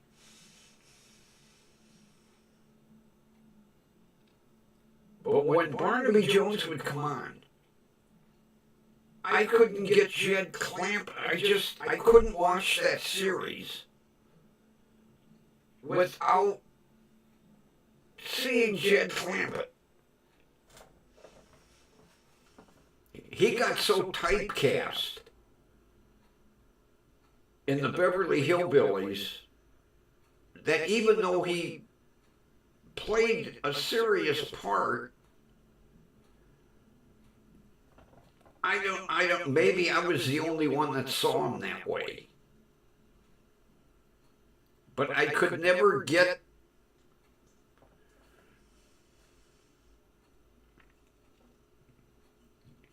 you know,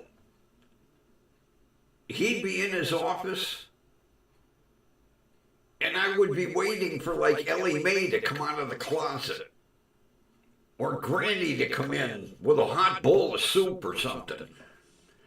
Here, Jed, I brought you some possum stew. Oh, sorry, you're not Jed, you're Barnaby Jones. Well, have the possum stew anyway. You still... I can't watch that series, and I'm glad I'm not the only one. I just, like I say, he got so typecast in the Beverly Hillbillies that I could never picture him as a serious actor. You know, when they'd walk out of the office to get in the car, I was waiting for the old Model T to be sitting in the parking lot, you know. And Granny in the rocket chair on top of it.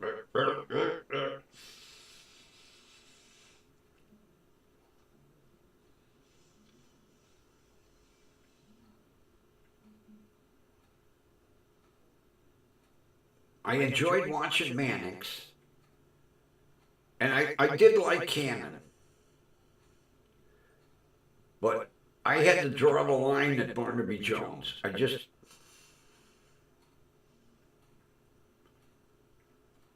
That same thing when you would see Andy Griffith. I could never get him out of Mayberry. No matter what part he played, I could never get him out of Mayberry.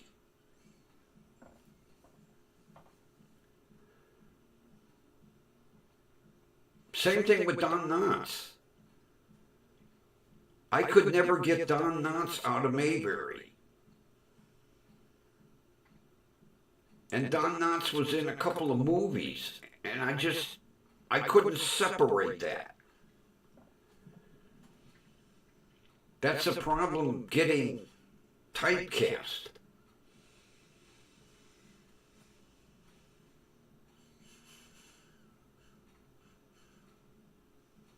But those shows are hilarious to watch today.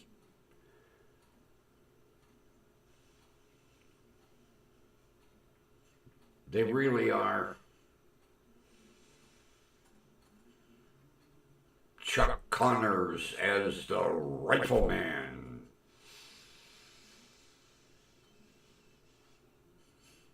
What was the kid's name?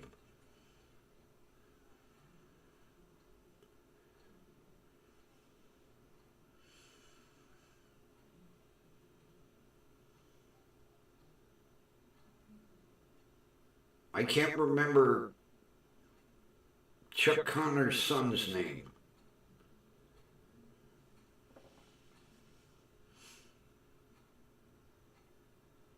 I remember them, but they'd be sitting around a campfire,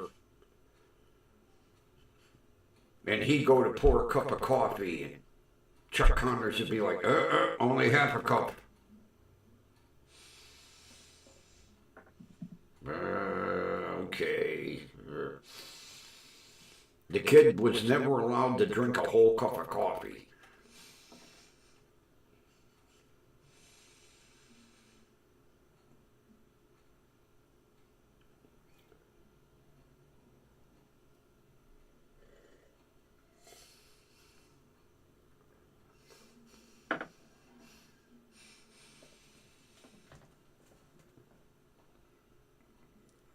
Oh God, that was almost as bad as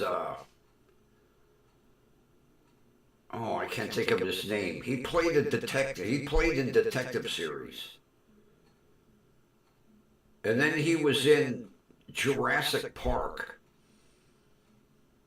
And I could never separate him from being a detective to being a scientist in Jurassic Park.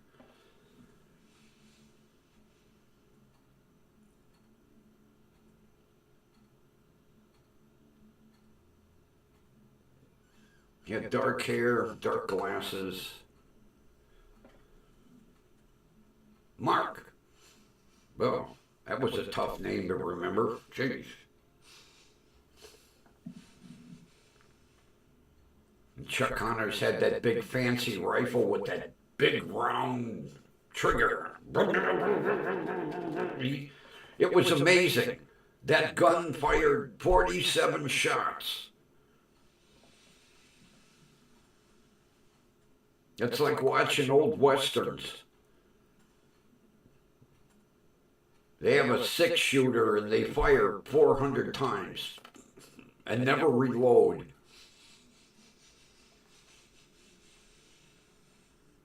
I think I was the only one that ever paid attention to that. I'm like, gee, that guy has shot like 47 shots and he hasn't reloaded.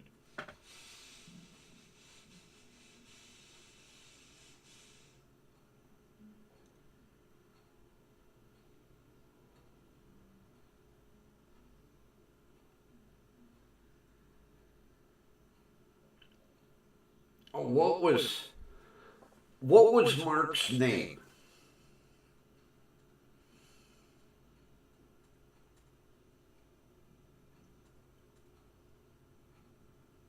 Because after the Rifleman, he never, I mean, he might have done some bit parts, but I don't ever remember him becoming like a big star like Chuck Connors.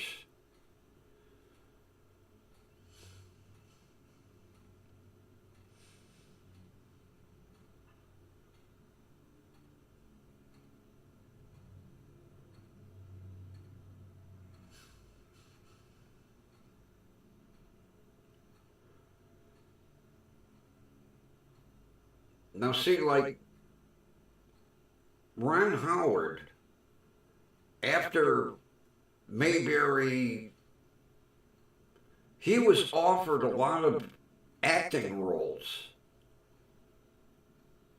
but he decided he wanted to produce and direct. Johnny Crawford, yeah. He never went anywhere.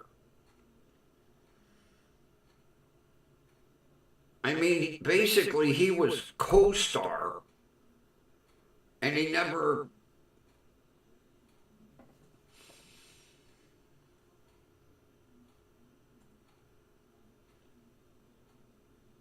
Oh, yeah, good old Walker, Texas Ranger.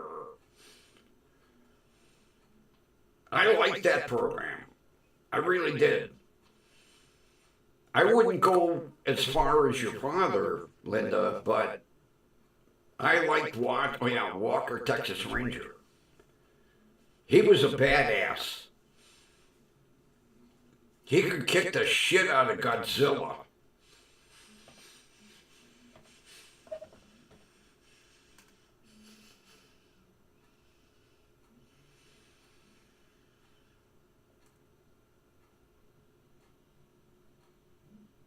Yeah, good old. As a matter of fact, he did his own stunt work in that series. People didn't know that. He did all of his own stunt work. As much as, the producers and directors dismay, he was like, oh no.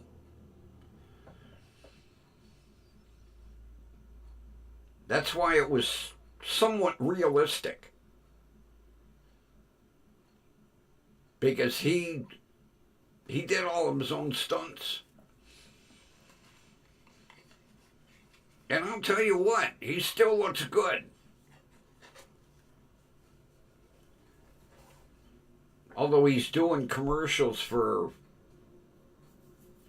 frickin' vitamins or something today.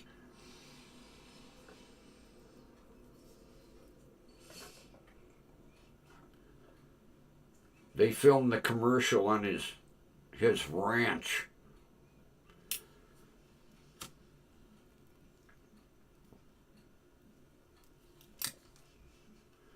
They show him throwing bales of hay. He still looks good. He really does. He's showing his age. Christ, what, he's 80 something?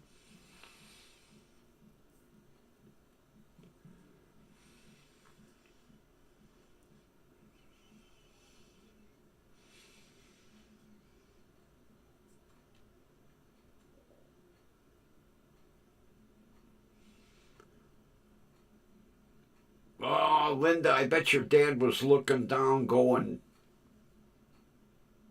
right on, people, right on. Yeah, I bet you he was looking down going, they did me an honor right there. Almost as good as Frank Yankovic's funeral when they were taking the casket out of church and 20 accordion players played Roll Out the Barrel.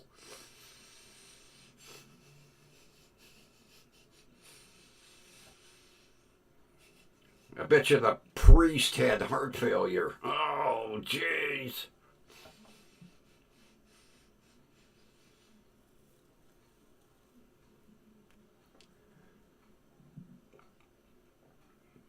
Gee, talking about priest, I watched an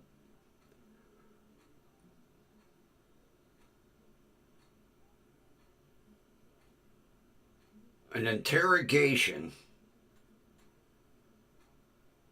and they were interrogating this priest about this double murder at a funeral home. The owner of the funeral home and his assistant. And they could never really put their finger on who committed the murder. And it kind of really was driving me crazy because it was a 3-hour interview, and I usually don't watch interrogations that long. And this priest was in his full priest garb, and he slipped up.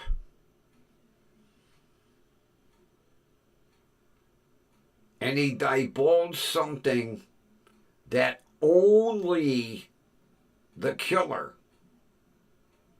would know. And they questioned him on it several times. And he was like, oh, well, I heard it from so-and-so, and I heard it from so-and-so. And they asked him outright, if you did it, would you admit to it? And he's like, I'm a priest. Of course I would. And they were like, eh. And he swore up and down, hey.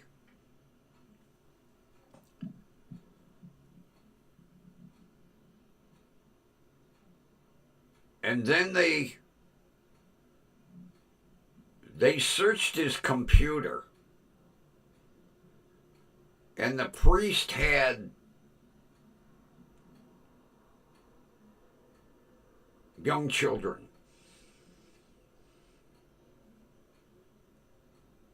And when the priest found out that they did this forensic analyzing of his hard drive, he put himself to sleep permanently. And the detective was like, we knew it, we knew it, we knew it. And here it was the priest that committed a double murder. And for years, he denied it. Every time they would kind of get him into a corner, he'd be like, can't you see this collar? You think I could do something like that and still wear this collar? And it found out in the end, he did it. Because the funeral director somehow found out he had this shit in his computer. I don't know how he found out. And basically, he was going to out the priest.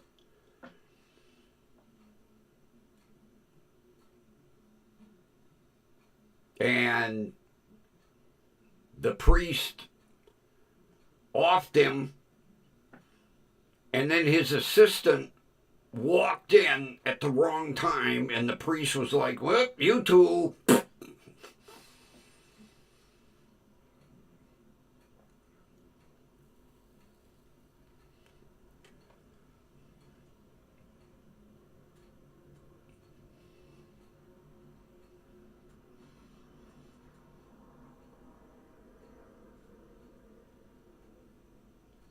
Well, one day I'll play the song that I want played at my memorial service. I've got it on a disc, a CD, and several people have instructions. You will play it.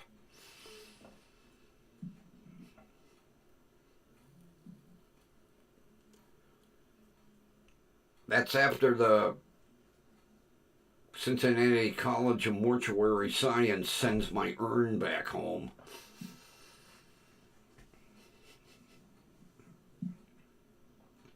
God, my pain management doctor's nurse almost fell out of the chair. She says to me, "Do you have a living will?" I said, "No, but I have a body donation to Cincinnati College of Mortuary Science." And she was like, "What?" I was like, "Hey, it ain't going to do me any good."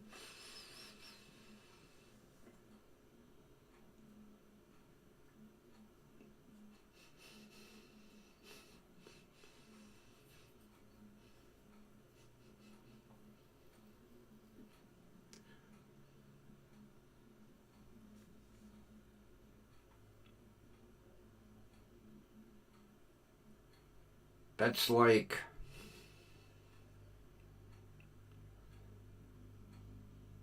you got to think back years ago, and I mean years ago, when the shit hit the fan in Boston, when they discovered all these priests that were messing around on the side, and the church was just moving them around like, oh, you go to Texas, you go to Iowa. Remember that when it shit hit the fan in the news? It was national news. When they discovered the Boston diocese was playing whack-a-mole with all these bad priests. Gotta watch what we say. Anybody remember that, or are you all too young?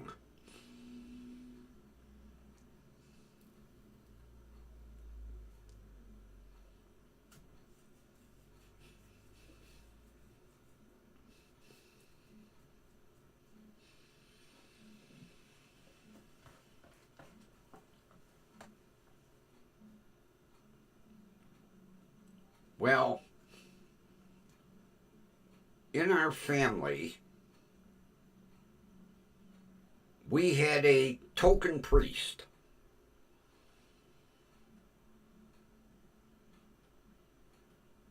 And he did all the weddings and all the funerals, and everybody just worshipped him. Oh. After he died, I found out, and I did a lot of research. He was one of those Boston priests. And they shipped him out, and every parish they shipped him to, they had to ship him somewhere else. He ended up at like 20 different parishes during his priesthood. It was like, we told you not to do that. All right, we're sending you to New Mexico. Oh, not again. All right, Florida. Ah, jeez, again? Okay, Michigan.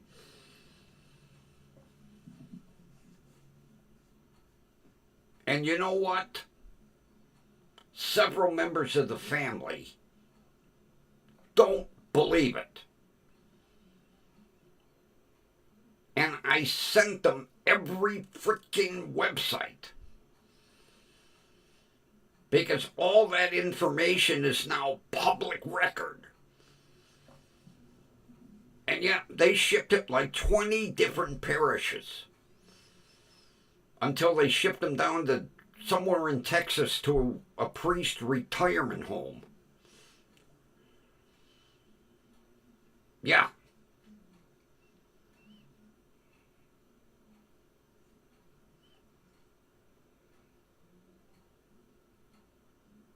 He was one of the Boston priests when the shit hit the fan. The problem was, they didn't divulge any of the names.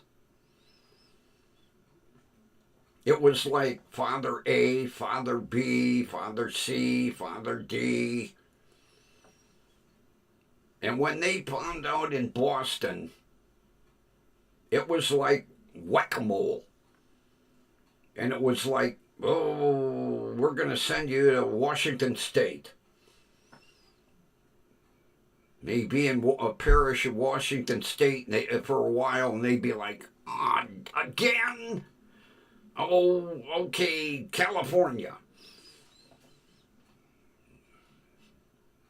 Again? Oh, all right, Idaho. Again? Oh, say North Carolina. Again? Florida. He was at 20 different parishes.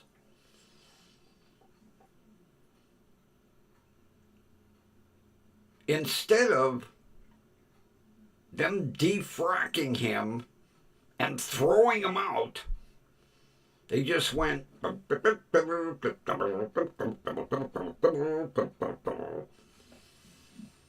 and paid hush money to shut people up.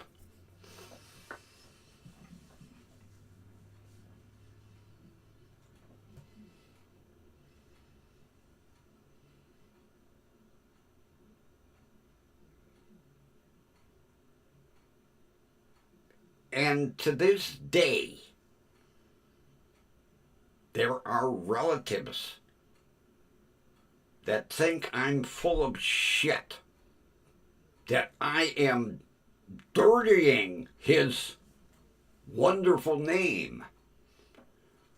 Why are you dragging his name through the mud? He wasn't like that. Well, did you ever hear of Freedom of Information Act? I did. And believe it or not, none of it cost me a dime. I found out every single parish they shipped them to.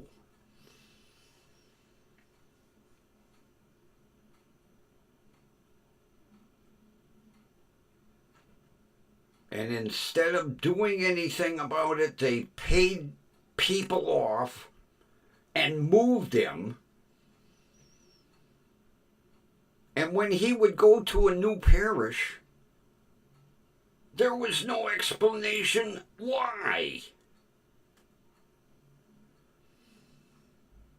They would just call the parish and say, we're going to take Father Smith and we're going to send down Father R. Oh, okay. And the poor priest who did no wrong got shipped out of a parish that he had a following in to bring my cousin in.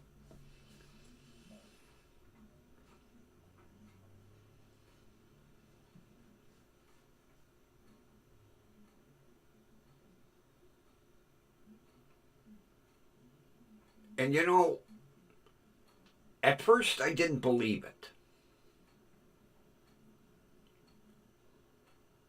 I was like, oh no.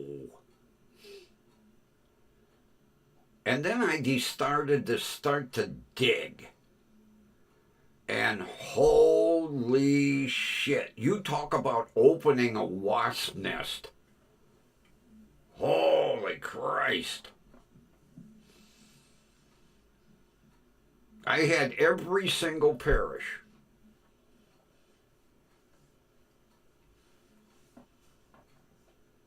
And if he was in Washington State, they shipped him to Florida.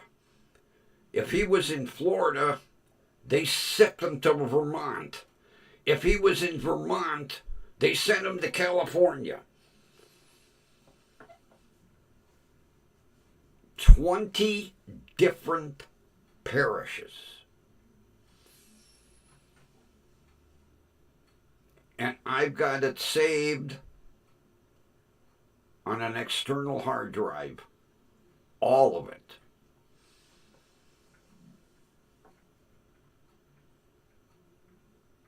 I have certain relatives that are going, oh, you're inventing dirt. Okay. Public record now. Don't believe me? Here's a website. It's one of many.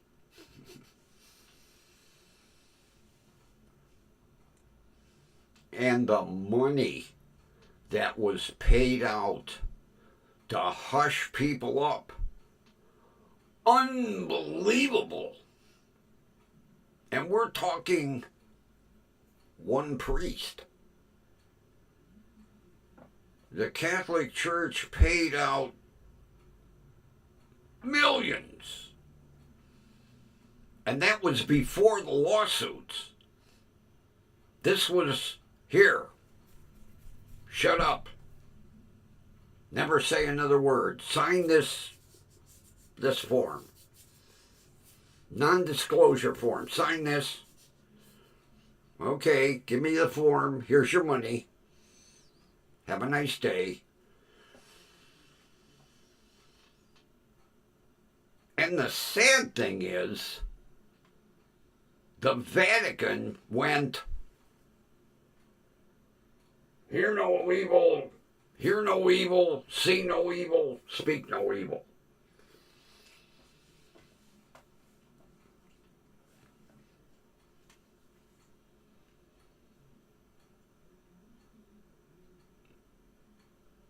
There's your shocking story for tonight.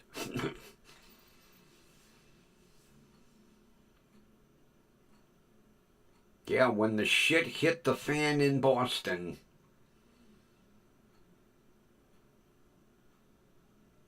he was one. And then for years, it was denied. Oh, we didn't do that. We didn't play whack-a-mole. No. These were requested transfers by priests who wanted to be in different areas of the country. Yeah, it was like, come here. Here's your plane ticket. Pack up. Your flight leaves at 10 o'clock. I suggest you leave here by 8 before the news crews get here. Okay, I'm going.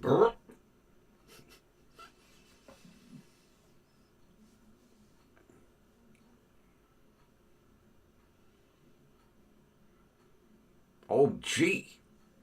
I just spotted that Richard Chamberlain. Wasn't he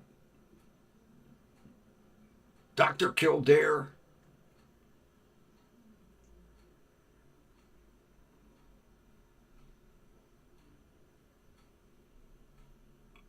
Well, yeah, Richard Chamberlain was Dr. Kildare.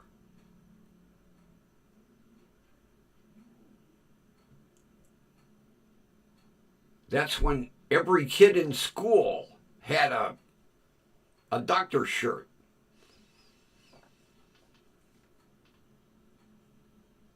I remember I had one. I begged my parents to buy me one. Please. Stores sold millions of them doctor shirts.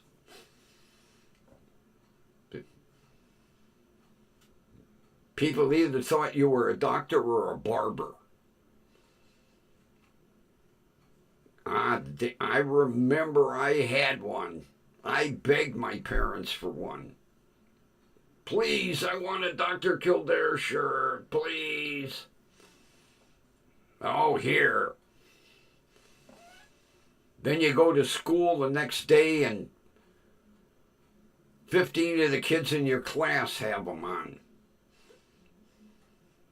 We all look like doctors. Very young doctors, but... And Ben Casey. The two big doctor shows of the season, Ben Casey and Dr. Kildare. I still remember, what was his name? Dr. Zorba. Man, woman, birth, death, infinity. It's amazing the worthless shit you remember.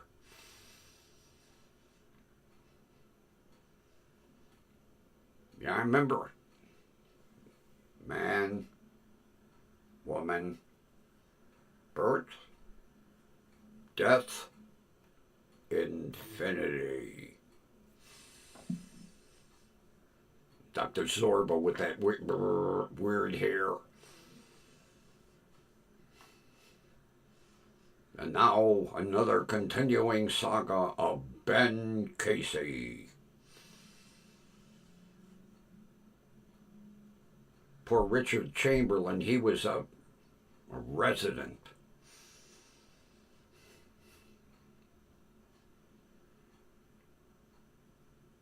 Man, have we touched on some old programs tonight. Wow. Now I'm going to have to start searching to see if they're in reruns like Cannon. Oh, man. I love Cannon.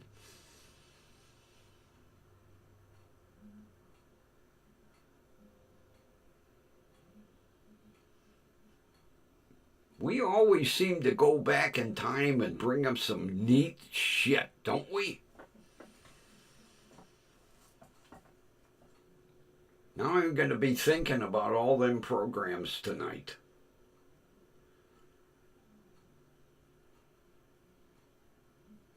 Good times. That's when TV was actually fun to watch. Plus, they didn't run 57 commercials back to back. I cannot stand watching local TV anymore. Commercial after commercial after commercial.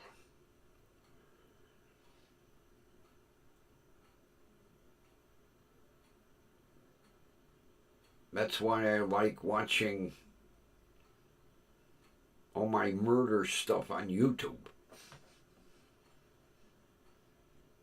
Killer in My Village. And watching the British forensics programs.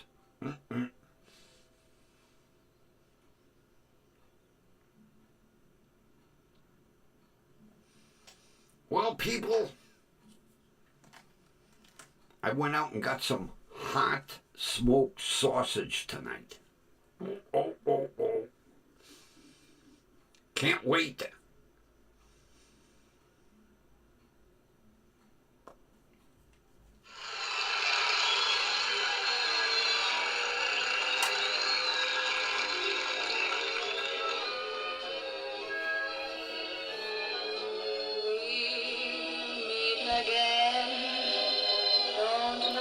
We know where, right here, WDWL TV. And with that, thanks for everybody being here. It was a fun night tonight. Oh man, all them old programs. And Ron, I hope you're feeling better. I'll be thinking about you. Hang in there, buddy. Linda, Kathy, it's been a fun night. Boy, some good reminiscing tonight. Have a wonderful rest of your evening, and we'll see you tomorrow. Take care, everybody.